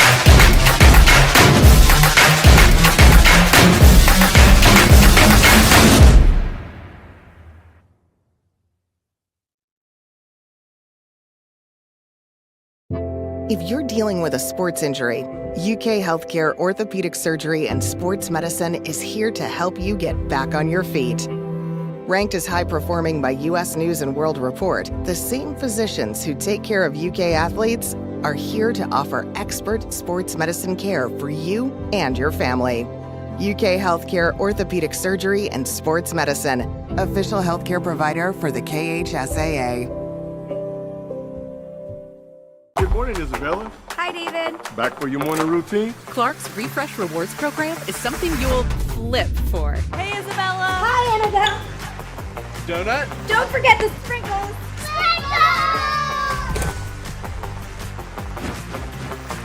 Cream and sugar. Download our app today and enjoy all of the rewards. No flipping required. Clark's Pump and Shop. Return, refresh, refuel. Good morning, Isabella. Hi, David. Back for your morning routine? Clark's Refresh Rewards program is something you'll flip for. Hey, Isabella. Hi, Annabelle. Donut? Don't forget the sprinkles.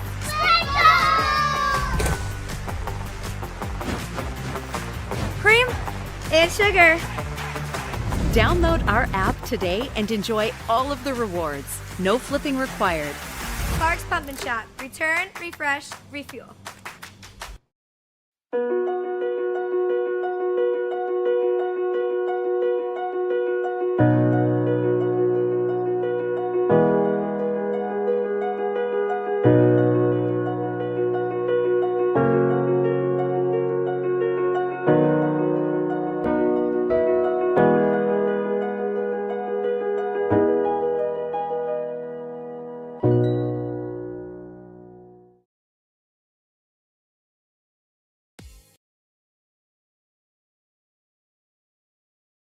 Yeah.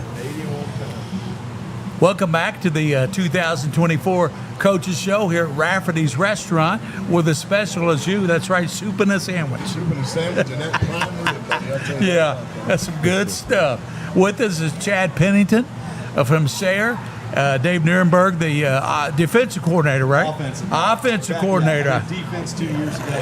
Offense last year. Sorry, Coach. Well, I got a lot of questions for you about that offense, but Chad's with us, Chad Pennington. Sayre's this year ranked pretty high, number 2, 3 in the state. Jared Peck was on early, and he said Sayre's going to be hard to handle. Well, we're fortunate to have some really good skill guys, obviously. Brock Kaufman and Chase Parker and Camonte Braxton and Luke Pennington at quarterback and Charlie Slayball. I mean, we've got a really good veteran skill group. Our challenge right now, number one, we've got a brand new staff. I've got 5 different guys on my staff from last year, so we're trying to learn each other, which is a challenge. And then also really trying to mix the veteran skill with the young offensive line and really trying to work with them and get them to be technically and fundamentally sound so we can take advantage of that skill set. You mentioned that name, Slayball. He's a man. We kind of watched him over the last couple of years, and there's not a whole lot he can do. No. Great baseball player, too. He is an epitome of a true student athlete. He's going to Columbia to play baseball. He's Mr. Everything in football. He completely runs our defense. Great communicator, knows every position, tells everybody what to do. Offensively, he understands it as well. And he's also a great baseball player, and he's probably going to be our valedictorian. So wow. It's pretty amazing, what type of kiddo he is. He was something special. Well, his father's my urologist, so it doesn't surprise me that he's going to be valedictorian. Well, that's got to be done, Coach. Anyway, and Coach Nierenberg's with us, too. He's at Lexington Catholic. I don't have to ask him about his offense because they're always pretty good. Who's going to be the quarterback this year? We're going into the first game with Matt Kern. Matt He's Kern. a senior. He's been our backup for the last couple years behind Wasik. And, he's a 3-year starter on defense. He's been a starting receiver for us last year. And he's a tough football player. He's a smart kid. He's always been able to throw pretty well. He just happened to be behind Jackson Wasik, who was our starter. And we had a really good competition at quarterback. And realistically, Kern's going to play defense. We've got Cam Sweeney's a junior who came to us last year, and he's been in the mix. We fully expect him to play a good bit as well. I don't think it'll just be a one-man show. And so we're trying to prep multiple guys to be able to to play that position. They both have a really good understanding of what we're trying to do and can really operate. Well, I really love your wide receivers. You got Jackson Kortzer to throw the ball, big receiver. What's he, about 6'4"? He catches everything. And then you got Caleb Nelson running on the other side. All he did was win 100 meters in the state. And 200, I think he'd want. Yeah, 200. Forgive me, he's Noah Lyles now. That's crazy. That's his deal. Well, what about running back? What's going on back in the backfield? So Avon Blair, who ended up shifting to running back late last season, is playing back there. Brady Wassick is going to play some running back. He's a tough kid. He's a tough kid. He is going to be hard to handle. Yeah, and he was also in our quarterback mix. Yeah. He's another one that we think can get some time back there. We've got Alex Rain, played a lot of running back for us last year. He'll be in the mix. And we've got a lot of guys that will be getting the ball in their hands. Michael Cashman. All of the guys are also important on the defensive side. And so, again, like the quarterback position, we really want to be able to keep fresh guys back there and have a lot of guys that can operate within what we do. You get Nelson the ball too when he's playing. We'll get Caleb the ball a lot of different ways. I mean, Caleb's fast. His hands have really improved over the last year and a half. Kreitzer's got phenomenal hands, and he's something else. His speed has picked up a good bit, and his blocking. I mean, his challenge over the last year is to become a complete football player. And thank you so much. That's a good dinner right there. That's prime rib. That's my favorite dinner here at Rafferty's. Prime rib. Oh man. Make sure I'll be enunciated. Kreitzer became a really complete football player since the end of last year, blocking downfield, chasing the play. I mean, all of those guys. I think we're lucky to have some depth at skill position, kind of like what Chad was saying. I mean, we've got experienced skill guys coming back. Those guys have got to be complete, unselfish football players, and I think they've done a good job at doing that. Well, Catholic, you scrimmaged Simon Kenton. We won't talk about that because they're a big 6A school. And then you scrimmaged Bardstown, I think. We did. And how did that go? It was good. We got a lot out of both. I mean, Simon Kenton, I thought, was really good work for us.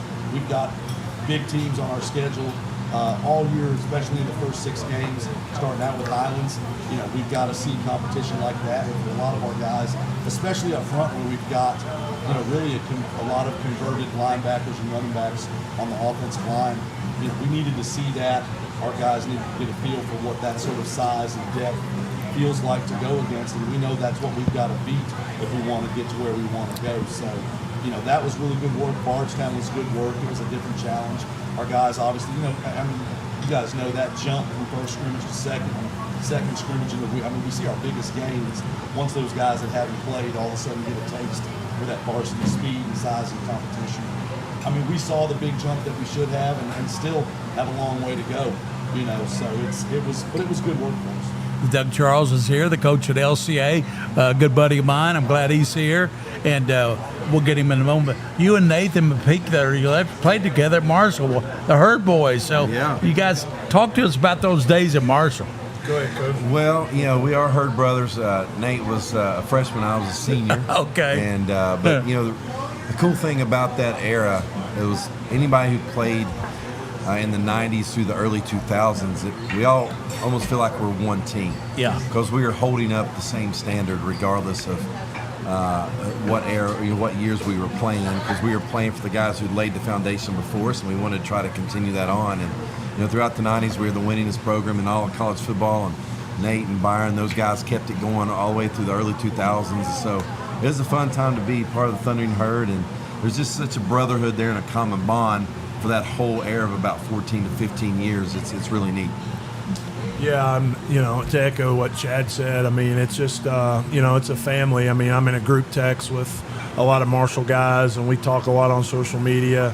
Anytime, have any needs, Chad's always there for any advice or anything. So I agree about the family atmosphere, and, I think it's key. It's helped me in coaching. I'm entering my 21st year. That's hard for me to say, but it goes fast. But a lot of things that I use as a head coach, I learned playing under Coach Pruitt. I learned a lot from my high school coach too, Coach McGlone, that's passed away. but I learned the process of winning and what it takes mentally to win from Coach Pruitt. And just the confidence that you have to have going into each game to win. So I'm very thankful for my time there, very thankful for all the teammates, and obviously getting my degree from there. And, it's home, that's for sure. I love Ivan McGlone. I dealt with him back in the 90s and so forth when I covered Northern Kentucky. He was always a class guy, just like the coach at Belfry. Yes. Philip Haywood. Coach They're Haywood. just class guys, to deal with. Like Chad Pennington, he's a class guy to deal with. He is that. McPeak is a class guy. And Coach Nuremberg's a class guy. And Coach Charles, what do you think of this? We got the number one team in Sayre in single A, number 1 or 2, and one of the top teams in 6A, one of the top teams in 3A, one of the top teams in 2A, your LCA Eagles. Yeah, well, I think this number 1 and number 2 is going to get old here on Saturday. Yes. Speaking of which. No doubt. No doubt. You're a You former. played before us. Yeah. Yeah. So, we opened up at Boyle, speaking of the one, and every team's a new season, every season's new, and every bit of how you put the teams together and who shows up. We lost our largest, it's the biggest graduating class we've ever had. We had 18. And we have 11 this year, seniors. So, 13 of those guys went on to play next level. 7 up Division I. So, you can imagine the amount of production we've lost. So, Get you some dinner. We'll show up, see what happens on Saturday. Well, you got all your offensive linemen returning, all 5 of them. All except for one. Except one. He went to Lehigh. Hey, well, where? To Lehigh. Garrison McKinney. What's that? Lehigh. I never heard. That's Pennsylvania. Yeah, I know. Yeah, I know.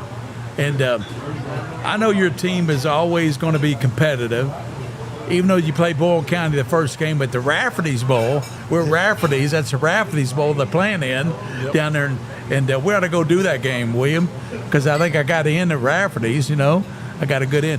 But, and there's another game down there, too. Is it Bowling Green? It's us and Bowling Green. My goodness. See, William, we got Douglas, Bowling Green, LCA, and Boyle.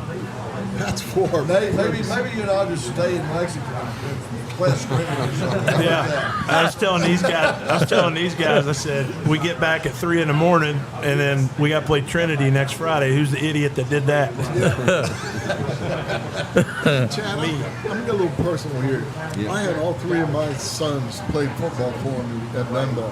What's it like coaching your own kids? It's something that my dad and I chose not to do for different reasons, but I've been really pleased with having the opportunity to coach my boys. I feel like we've got a really good chemistry and when it's football time and when it's not, and when it's coach out on the field, when it's dad at home. And so I've really enjoyed it. I really have. I didn't know what to expect, but my boys handle me really well, and I'm trying to, as I'm getting older, trying to understand, what they're going through and be hard when I need to be hard, but be loving when I need to be loving too. And we really enjoy it. We love it. We really do. Yeah, I enjoyed it too. It was so funny. My oldest boy, when he was a center, and I was head coach there, and got mad at him one time in practice. I yelled at him. I jumped all over. I go in the meeting room afterwards, and the assistant coach says, "You're awful hard on your son." I said, he's just like everybody else on the team. I got to treat him that way. On the way home in the car, I turned to him and said, "Listen, don't tell your mom what I said." Yeah, right. That's right. That's right. Don't make mom mad. That's for sure. Yeah, she's definitely got something to say every once in a while. But it's been good. It's been good to be part of their development and really just share those experiences, be a part of those experiences. There's nothing like Friday night football. There's just not. Yeah. And I love it, and I think they love it, and I want that to be an important experience for them. I think all 4 coaches at this table, Coach Nuremberg at Catholic, and Coach Charles at LCA, Coach Pika Douglas, and you also, Chad, at Sayre. I think all 4 programs are really solid. Every year, these teams you look at, they're going to win 10, 11 ball games. You guys won 9 last year, got pretty far in the playoffs. I think you beat Rockcastle, and then Cal came to the picture. And Cal has been a nemesis for you for the last couple years, really. Yeah, they were. I mean, they were really good last year. We had a really good run through 3A. Really our first year back down in 3A, and did well in the district, which is always a tough thing. You start hitting those every week. And first 3 rounds went pretty well. When Cal was, they were really good. I mean, they were well coached. They had size. They had speed. They had a lot of pieces. They don't have Connor Hodge. They have Cole Hodge, I think, at quarterback this year. Another Hodge. So Right, they got, moved in from yeah, receiver yeah. to and they'll be good again. And that's there's tough competition to be found. Whenever that draw gets you to it in the playoffs. Yeah. So for us, that's why our non-district schedule is important to us. It's important that our district games are tough. Yep. Nobody wants to run into a buzzsaw late in the season after playing competition that wouldn't prepare you for that. And so our first 6 games are tough for a reason. Yeah. We want that competition. We want that level of talent and size to prepare our guys so we understand what we're going into if we want to get to where we want to get at the end of the season. Coach, you know how long it's been since Highlands won a state championship? 10 years? 10 years since Highlands. So those boys up there had 23 titles up until, 2014? And now they have not won a title. So Highlands is hungry. The Bluebirds. Don't go up there and eat cake, Coach, okay? That's what we call them. We call them cake eaters. When I was at Boone County, they were the cake eaters at Highlands. But they had some good players over the years. They had Jared Lorenzen and all those guys. But I don't think any of them was as good as Sean Alexander. He was the best. He not only went out to Alabama and was an All-American, he went to NFL, was MVP in 2006. But anyway, I know that's my Boone County moment for the show. So, They need some work too. yeah, let's get Coach Charles back in here. LCA, you have a young man. I'm trying to think. The young man that was on the basketball team. Saxon Howard? Oh, Saxon. I love that kid. He's like a Swiss Army knife for you.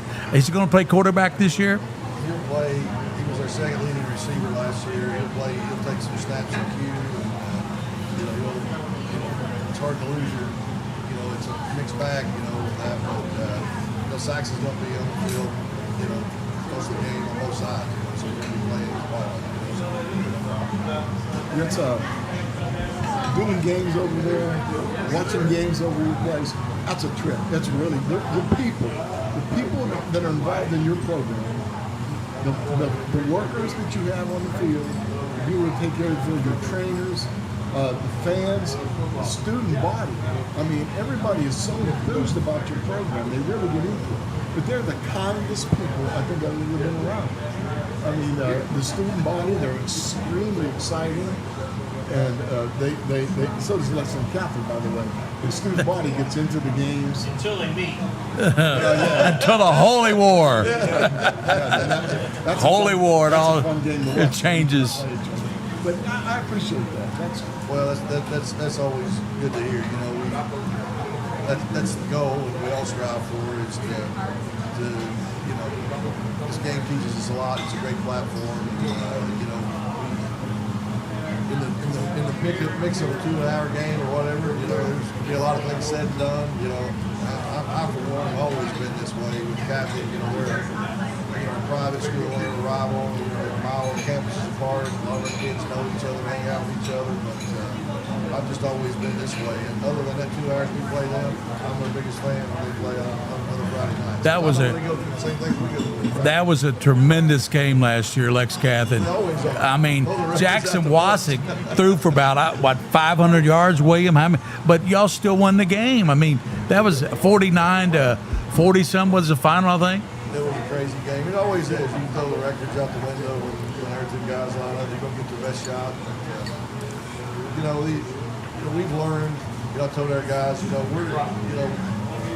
great. Don't get me wrong. I'm not complaining. When you have 2 of the 7 Mr. Football finalists on your roster, it's a pretty good, cool thing, right? You got all the schools hovering this campus and whatnot. But I told our guys early on, I said, we're not the show ponies, boys. I said, we're the pack your up buckets. We go to work. Yeah. That's who we are. We're blue collar this year. That's the DNA of our team. We're going to ride with our fronts. We've got 4 guys, all that have all 4 of our senior linemen are coming with a lot of experience. 3 of them are Division I commits. commit, the Gardner Webb commit, and then we've got another one that's got multiple offers to figure out where he's going to go. So that's who we are. We're still going to throw it around a little bit, do what we do, but we're just kind of a mixed bag. We've got some stable experience in the box, and then we've got some questions, and no better time to get them answered than the schedule that we open up with. Yeah. Chad, you have a team that's going to be well skilled, to say the least. But I really like the not only sleigh ball, Brock Kaufman. Tell me a little bit about Brock. He's an unbelievable receiver. Well, what's unbelievable about Brock is he started playing football as a freshman, and so it's an athlete that's developing right in front of your eyes every day. And you look at his freshman pictures to senior pictures and see how much hard work he's put in the weight room and in his training and taking care of his body and developing into just a solid football player all the way around. And he's going to get better and better. And when he goes to college, right now he's 6 foot, 175 pounds. In 2 years, he'll be 6'1", 190, and he'll just keep developing. He's got great ball skills. He can play either side of the ball, so it'll be interesting to see what colleges want to do with him. Some colleges are recruiting him as a DB and others as a receiver, and so he's just very versatile, and he's really grown into himself as a leader, starting to become more vocal. He's a heck of a basketball player, too. Yeah. So it's just been really fun to introduce the game of football to a young athlete and say, you know what? You got a chance. And then 4 years later, it's all coming to fruition, and that's been fun to be part of that process. And your son Luke is going to Dayton, right? He's going to Dayton. He's really excited. We did a visit up there. Was just really impressed with what Coach Andrews and their program is all about. It kind of gives you, if I'm being honest, it's a bigger center feel. Like people who go to Dayton, they love their school. The alumni love it, and they really love their programs, and they take great pride in it. And so we were really impressed, and we both felt like, hey, you know what, this plays for you. And that's one thing we talk about with all of our kids is don't chase the logo, chase the experience. Football is going to stop spinning for all of us at some point. Even Tom Brady, he had to quit playing at some time. 42 or whatever he was. Those relationships and how you've allowed the game to help develop you, and you want to be at a place that's going to develop you. And with this college landscape, it's changed so much, and so much pressure is being put on these kiddos. Even watching Cole at Marshall, he's had 7 roommates in 2 years. 16 quarterbacks have come through those doors. He's the one guy that's left standing. And so that experience piece is really important, and that's why we try to tell our kids to really chase after it. Tell me a little bit about your offensive line. I know you got to have some boys down there to do it, because you're going to throw the ball around a lot. You're going to have a quarterback that's going to be magic with the ball a little bit too. So. Well, we're developing. You're really proud of Wyatt Moore. He's kind of our anchor in our offensive line, 6'5", 270, really doing a good job there. Other than that, we're very, very young, but we can move. We can move really well, and so our guys have done a really good job of really focusing on being technically sound.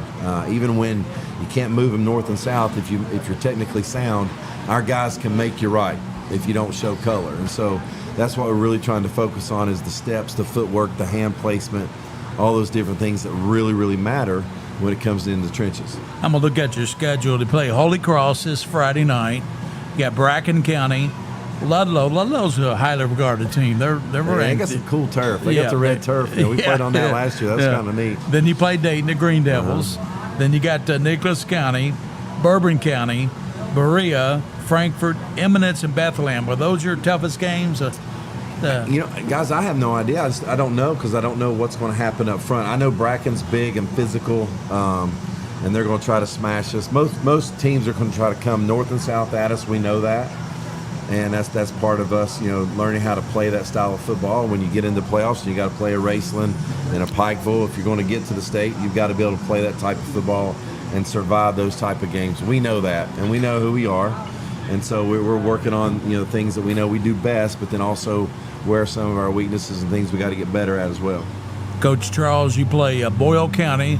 I don't know about Boyle. I don't know that much about them. They're not going to be very good, I don't think. Franklin County, Pikeville, Euro High School, and then you got Cal. My goodness. Then you got Lexington Catholic, and then you play Shawnee. That should be a W for you. I mean, your district, you got Fort Knox, Webb Du Bois. is that a... I would say Dubois. But, you know. Okay. And then you got Washington County, Raceland. But you got a really front-end schedule that's loaded. Well, you know, it all really comes down to the body of work. It's all part of the process and the formula that gets you prepared for really what comes down to the third week of November. That's really what it all comes down to. We play a lot of teams that's going to give us a lot of different looks. We play a lot of guys that can really play the game. If you look at and a lot of us are in that same deal, when you have some success, people say, gosh, I was on a crazy schedule. Well, people aren't lined up to play yet. When you're a 2A or whatever, number one. And, yep. And then I think Nathan has that same problem, don't you? Yeah. Yes, sir. Yeah, people aren't lined up to play you. Yeah, last year we went down and played Bowling Green in the Rafferty Bowl, and then this year we're playing Boyle. Somebody told me the other day, they said, what's wrong with you? I said, listen, they pay a pretty good stipend, and I've gotten beat for a lot less. So we'll go down there and compete and get a gauge where we are. But we've had a good off season. We've had a good camp. Kids are committed. Their numbers are about where they were. 51, 52 kids. Our leadership was good. It's hard really when you have. We still have a lot of next level kids on our roster, but when you've had some of the ones that we've had, and Nate and some of you guys can relate to that, everybody's telling them as grounded as you hope they are. Everybody's telling them how great they are. Every time they open their phone up, yeah. And I got 30,000 likes or somebody views. Tell them to get off that social media. So you're always fighting against that kind of stuff. But the group we have right now, the leadership has been exemplary, and they're doing what they're coached to do. And, it's going to be a process. Coach Nurnberg, Lexington Catholic. Let's look at your schedule before you get away, and let me see if I can figure this phone out. Okay, yeah, you got Highlands, Bluebirds at Highlands. Then you got Madison Central at home, and then you got Corbin. I think they're highly regarded again, aren't they? Kate Illiam's back at quarterback, right? And then you got Gray Crossing. Their coach is going to be on with us here in a little bit. And then you got the Holy War, Lexington Christian and Catholic. Then you got Boyle County. We're going to do that game on prep spin. And then you got Bourbon County, Lloyd. Lloyd's a pretty good team. I mean, you beat them last year, but their starting quarterback was injured. Right. So, and then Pendleton County. I think you're okay in that game. Scott County. They're going to be good. So you got a really tough schedule. Tell us about it. Yeah, I mean, and like I said, we need, it's a little bit of, we definitely want to schedule as tough as we can, and a little bit of, like Coach referenced, it's sometimes tough to find, closer games or, what it is, you start factoring RPI into it and what's going to happen with that if you schedule this. It's such a big part of the formula now, and we've gotten bit by it a couple times in the last couple of years where, a few points here and a few points there, and all of a sudden you get the third or fourth round and we're on the road. Yeah.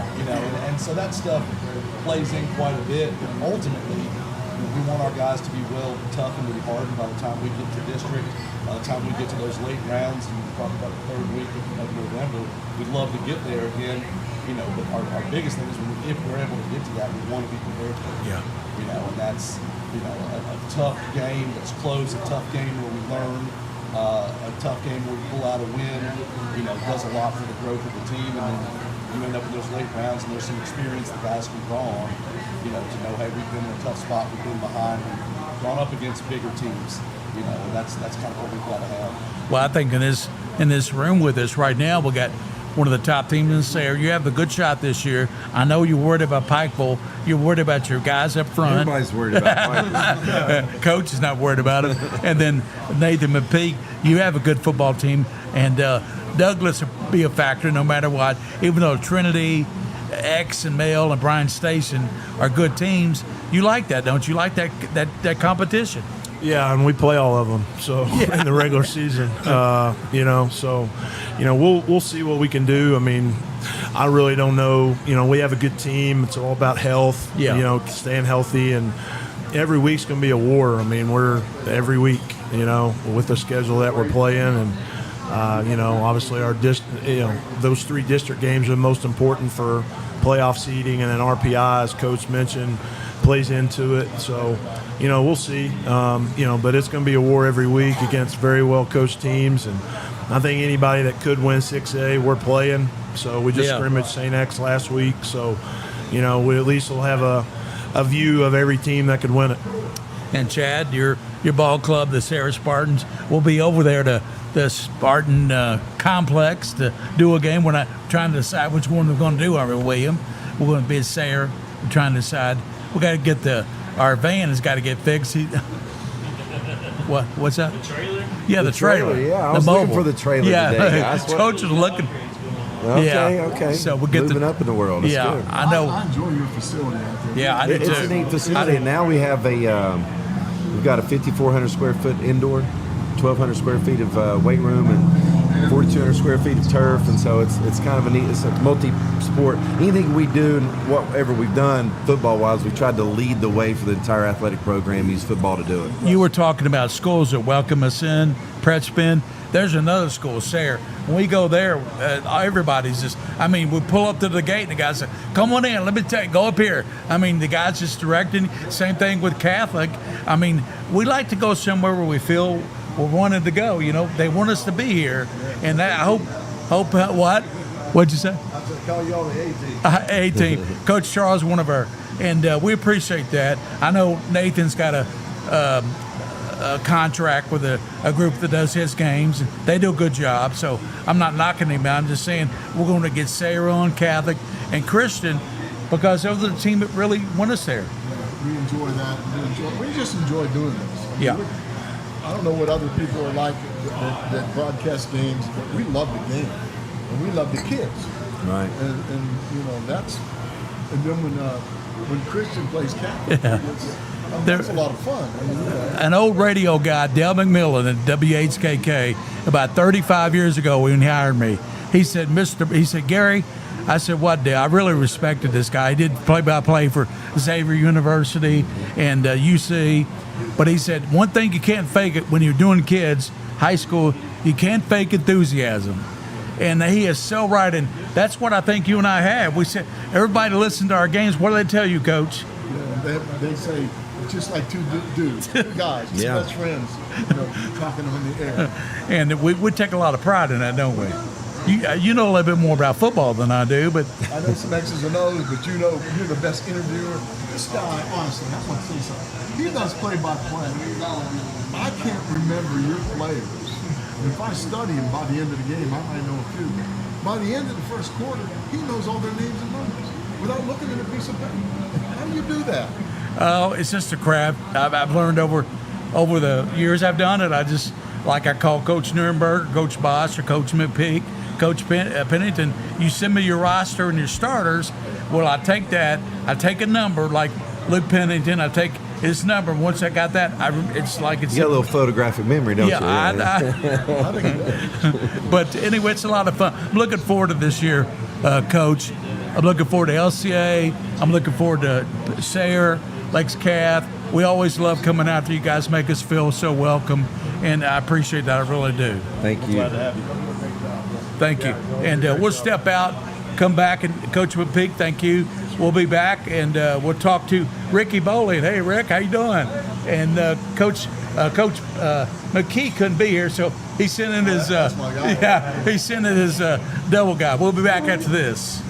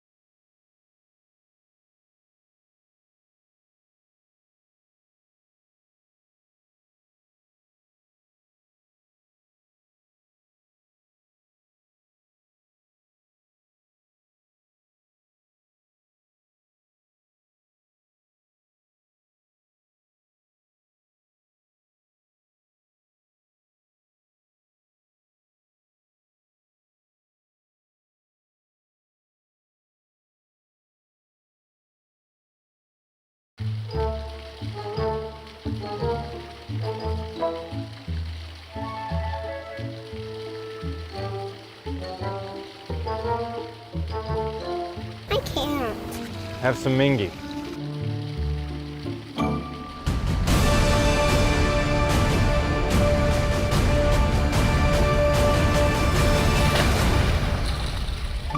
This is a Mingy moment.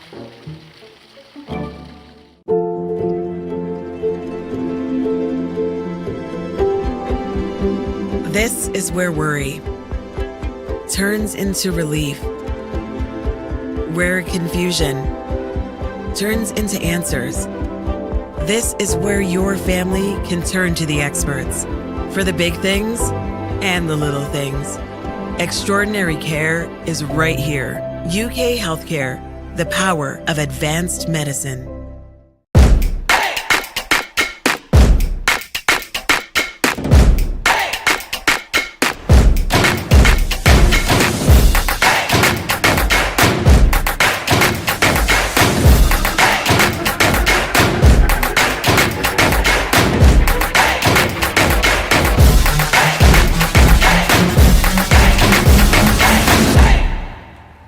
Good morning, Isabella. Hi, David. Back for your morning routine? Clark's Refresh Rewards program is something you'll flip for. Hey, Isabella. Hi, Annabelle. Donut? Don't forget the sprinkles.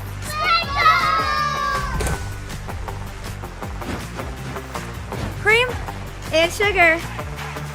Download our app today and enjoy all of the rewards. No flipping required. Clark's Pump and Shop. Return, refresh, refuel.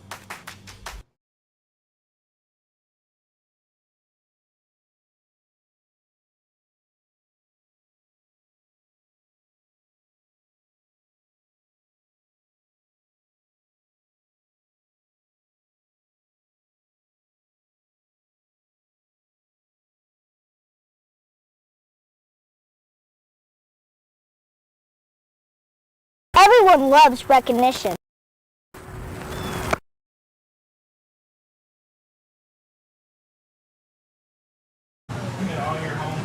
We want to do a game at Great Crossing too. Set it up. Okay. Pretty Tell easy to William. work with. William, set up with Great Crossing. He said we can do a game there. We want to do a game at Great Crossing. Welcome back. We're back. We're here setting up games and everything. Monty McIntyre's with us, the defensive guru at Scott County Cardinals. Ricky Bolin, the head coach, and McKee can be with us. So he sent his best coach with us. I hope to think that's right. Monty's got a reputation with his defense out there, and we've seen Scott County over the years running that wing team. But honestly, what with any kind of a good football team, you can run whatever you want. If you can't stop anybody, that's the key. So I've been very impressed with what you've done. I'm going to ask the first question of this. You go ahead. Go ahead. What have you learned? How many years have you been in Scott? I've been there 26. I've been there 15 as a defensive coordinator. Right. So I've been there a while. In those 15 years, what have you learned? What lesson have you learned about high school kids playing defense? Well, the thing is, you can go to all these coaching clinics, the Nike clinic. We used to go every year. But if you don't have those type of players, you can't run it, So you gotta run what your kids can run. Okay, you don't try to do too much, just keep it simple. Yeah, and I think that's what you've been doing out there. Technique-wise, I think you stress technique, and I think you also stress toughness of hitting people, because your defense hit people. Right. That's something you can't. Something you can't teach. So at the beginning of the practice, beginning of the season, before we do anything, we just try to get real physical. We can teach the other stuff, but you can't teach them to be physical. Coach Ricky Bolin's with us as well. Thank you for coming in, and Coach Monty McIntyre. Coach Bolin, how do you your Great Crossing team this year? Tell us about your team and what you expect. Oh, well, we obviously are coming off a season that I haven't felt to discuss since, really back in 2019, year one. We didn't finish the season the way we wanted. It was a developing year for us, and I feel really good. We've had a great offseason in the weight room. We've had a great offseason spring ball leading into the summer. I was just talking to Monty there about our quarterback. It's been really nice to see him develop mentally, emotionally, really trusting his players and being that leader in general of the offense. So when he goes, everybody goes. And if he can stay locked in, it just helps us so much. But very excited about our team, ready to get it started and see where we're at. And really excited about our coaching staff as well. We've kind of had some changes there. Finally feel like I got the right people in the right spot. Whoever the OC last year was, he was too difficult. I think that was me. So I got rid of that guy and brought on Coach change is Shaw, good. and it's been good. So, yeah. So are you coaching the position? Yeah, coaching outside linebackers a little bit, work with DB some. You know, I feel better when I'm able to put my hands on a little bit of everything. And just seems more comfortable, and it allows my coaches to coach. And you know, it's hard sometimes, I think, to build those relationships as a position coach or even a coordinator than it is as a head coach. It's just a little bit different what I've learned in my short tenure of being a head coach, and I feel more comfortable there, and I like my staff and let them work, and I can mediate it when I need to. Well, we want to tell Monty for the second game, you played them a little bit about your team. Monty wants to know about, Monty want to talk about the Great Crossing. What's your offense going to be, spread or running? What's your offense going to be? We're pro style. I think Monty hit it. You know, same thing offensively. You got to take what kids you have, what fits for them. And, you know, since I've been at Great Crossing since 2019, we've been flex bone, we've been split back veer, we've been spread, we've been all the things, and you have to be flexible. But we're pro style. We're going to take what the defense gives us. We're going to try to attack their weak areas and get the playmakers the ball. That's how you score points. Scott County Cardinals, Jim McKee is head coach over there. I know what type of offense you're going to run, but the defense is always stellar. It's always tough to bend and break there, but I know it'll be the same thing this year. Yeah, I mean, hopefully it is now. Expanded on Great Crossing. We've been playing them 6 years, and we study them on film, and they always come out with something different when we play them. So it takes us about a quarter to get used to it. But our defense, going against the wing team in the preseason, it makes you get disciplined. Because if you don't watch your keys and and your eyes are not in the right place, they'll run through you. So it helps us get physical and be disciplined. Imagine playing in scrimmages or playing against each other every day. That does get you ready for anything, you know, running against that wing team. Yeah. One of the things that I know Coach McKee does over there with the quarterbacks is I've always thought they're magic with their hands. I mean, if you try to follow the ball in the backfield, you're not going to get it. You're not going to know where it is. And like you said, Monty, you have keys and you better stick with it. You stop in 1 second. And what he's been doing lately, he didn't do it years ago. Let it ball over your head. Yeah, well, his son's on our staff now, Clay McKee. So, and people say we don't pass, but we did pass for 1,500 yards last year. Oh, yeah. So, you got to play the run, and you got to play the pass.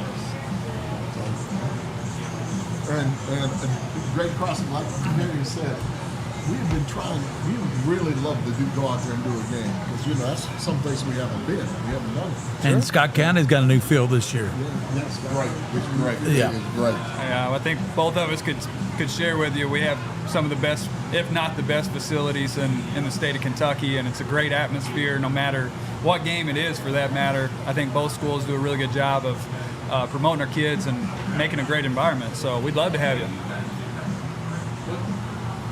Just real quick, I don't have the mic, but the Scott County High School is being built right next to the Great Crossing High School, right? Pretty much. And do you I could share throw the a same rock. athletic facilities? Or? No, not now. So Scott County High School has their football facility and indoor facility, all the things, and so I think both schools are very happy that our school district has been able to provide both of us with top-tier equipment and a field house that's unbelievable, that college coaches come in at any level and they're just blown away by it. So it's beneficial. It helps us. You have those rainy days, and sometimes maybe Jim and Monty want to be outside, but now they have the ability, they can come inside to make sure things are cleaned up because it's not going to rain on Friday. So why waste the practice in the rain when you can go inside and work some stuff? So it's, again, we're blessed. I tell people all the time, I'm blessed to be the head coach of Great Crossing, and wouldn't change it for the world. Yeah. What about, again, talking to both of you, start with you. What about your assistant coaches? You feel like, we talked a little bit about it, but you added people to your staff? We added, actually, just mostly just moved guys around a little bit. I did add a couple guys. One guy that's been in our community for a long time. He coached middle school, feeder levels, and he's been great. He knows a lot of the kids and made a lot of really good connections already, and so it's been good. But the big thing is our defensive coordinator and our offensive coordinator, along with our O-line coach, Eric Mobley, who is a guru on the offensive line for any offense for that matter. And so he kind of creates the run game for us. Those two really work well together. Defensively, DJ White, the young guy, he's 20. I think he's 27. Hopefully I didn't go too old on him. Yeah. Young guy. He's All-American at Georgetown College. He's played at a lot of different levels. But man, he brings the energy, and that's really what I felt like our defense needed. Monty can tell you can come up with any defense, all right, but if your players don't believe in that coordinator and they don't believe in those coaches that it's right and it fits what you need, it ain't going to work. And so DJ's been phenomenal. We're able to keep it simple, play fast, make sure our players know their keys so that they can play fast and trust it and go play. So Coach Floyd's on our staff as well. Coach Floyd's been around the game for a long, long time. Coach Wandell at Western Hills. He's been on our staff since 2019, and he's kind of our co-coordinator. Is going to help us a lot with week 2, obviously, with wing T stuff.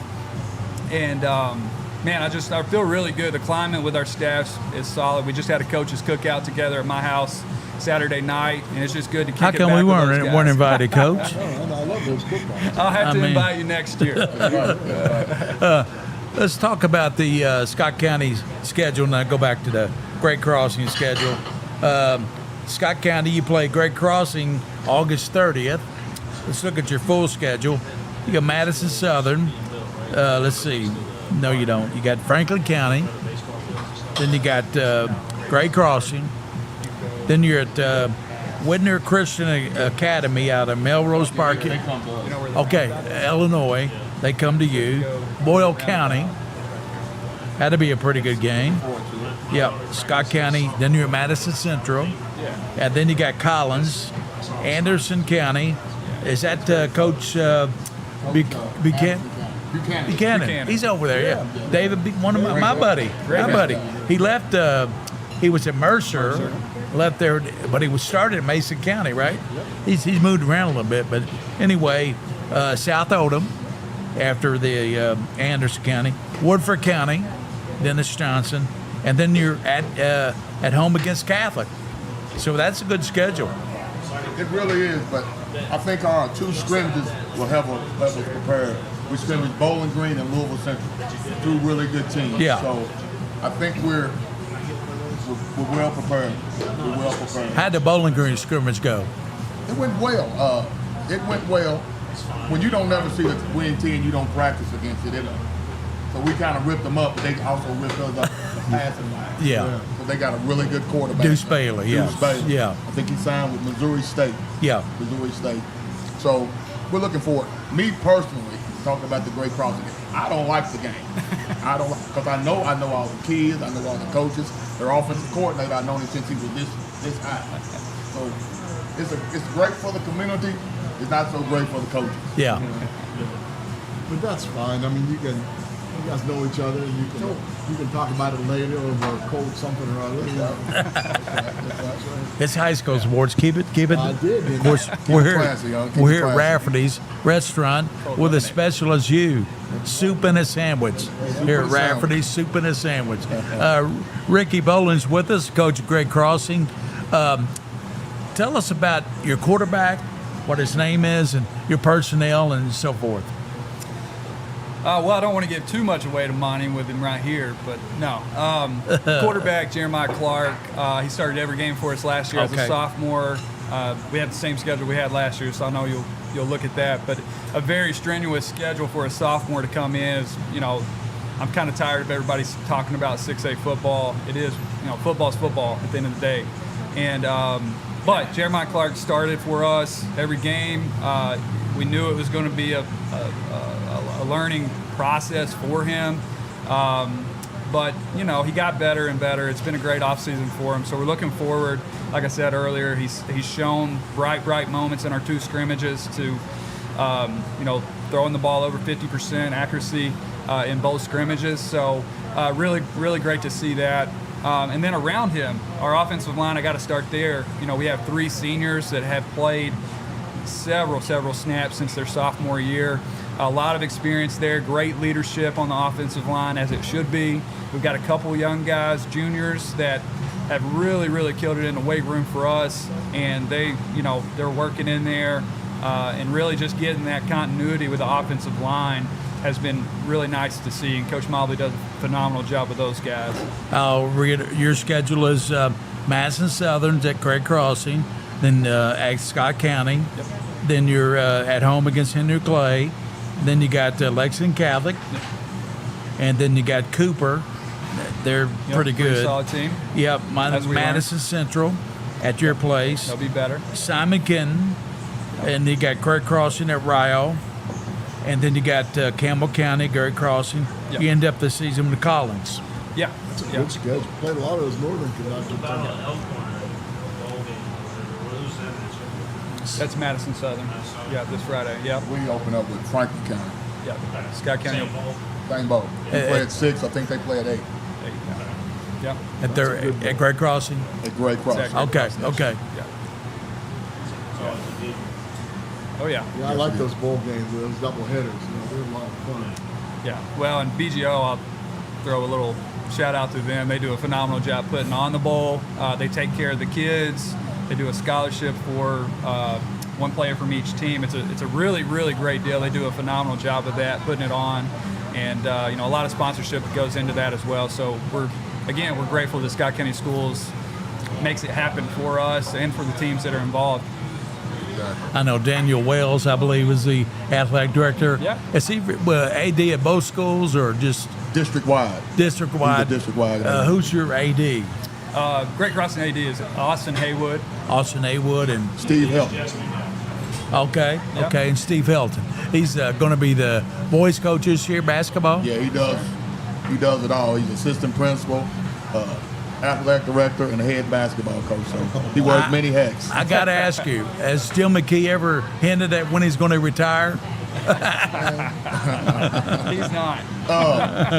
He just said he wakes up one morning and he just don't feel like coming in, and he says he'll know when it's the right time. Okay. But he has no other hobbies. Okay. He doesn't fish. He doesn't golf. Hunt. Doesn't golf. He doesn't golf. He's just football. Football. So he might coach till he's 80. Who knows? Boy, Who knows? he does a phenomenal job. And I remember back to that state championship team. I called that game against Meade County, and 13. Yes. And that was a great tilt. And I think both quarterbacks in that game, McKee and the quarterback at Meade, were related. First cousins. Yeah, first cousins. They were first cousins. Yeah. They're first cousins. Yep. That's amazing. That far apart, too. Yeah. Yeah. Meade County, a place you're near and dear to. Like their chili. Oh, it's great chili. Great chili. Brandenburg, Kentucky. Brandenburg. Great chili by Jim DeVries and Kitty DeVries and all the DeVries family dinner, family of mine. And what's that? We had fun at that. We had a lot of fun. And if you remember, the game got delayed a day. It was supposed to be on Friday, and then we had that it was an ice storm, so we had to wait till Saturday. So. Yeah, I remember. Yep. And that was what, Scott County's second state championship? Yes, second state championship. Because they won it back in the 70s. 75. 75, because I tell you, you played for him. Sam Simpson, the coach at Henry Clay, played for him. Sure did. Sam did a great job at Henry Clay. Yeah, he did for a lot He hung of it. years. And we're rooting for Demetrius Gay. We want him to turn it around this year, you know? We're hoping. We're pushing for. It's not week 3. We're pushing for. We want They go 9-1. Huh? We want all the schools to do well. Right? Yeah. We really do. Because that's just more kids involved in football. Yeah. Picks up your program. You got more kids playing, etc. So, There's so many negatives nowadays that kids can get into. And video games and all that stuff. But one thing is very positive. high school football. You guys get discipline on these kids. They know about a regiment, being on time, and being good students, making good grades. And that's a credit to you guys, Coach Bowling, Coach McIntyre, for making these kids get in there because they do love it. They want that, mentorship. They really do. They want it, they need it, and that's why football is the greatest thing going on the planet, and always has been, always will be. So. That's right. Yeah, well, we're about ready to wrap it up, and really thank you guys for coming in tonight. We enjoyed it. We didn't want to do a show without having Greg Carlson and Scott County rep. Without all the Lexington schools were here, we said we got to bring you guys in too. Yeah, well, we appreciate so, that. Really appreciate it. Appreciate what you guys do for high school sports. Yeah, and the Scholastic Ball Report will start September 8th.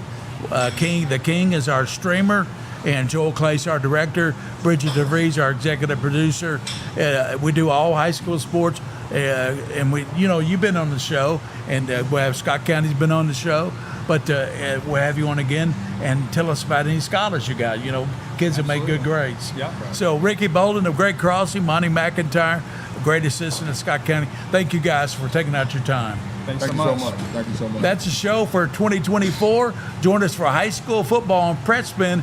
Check the paper for the game we got every Friday night. So long from Rafferty's Restaurant in Hamburg.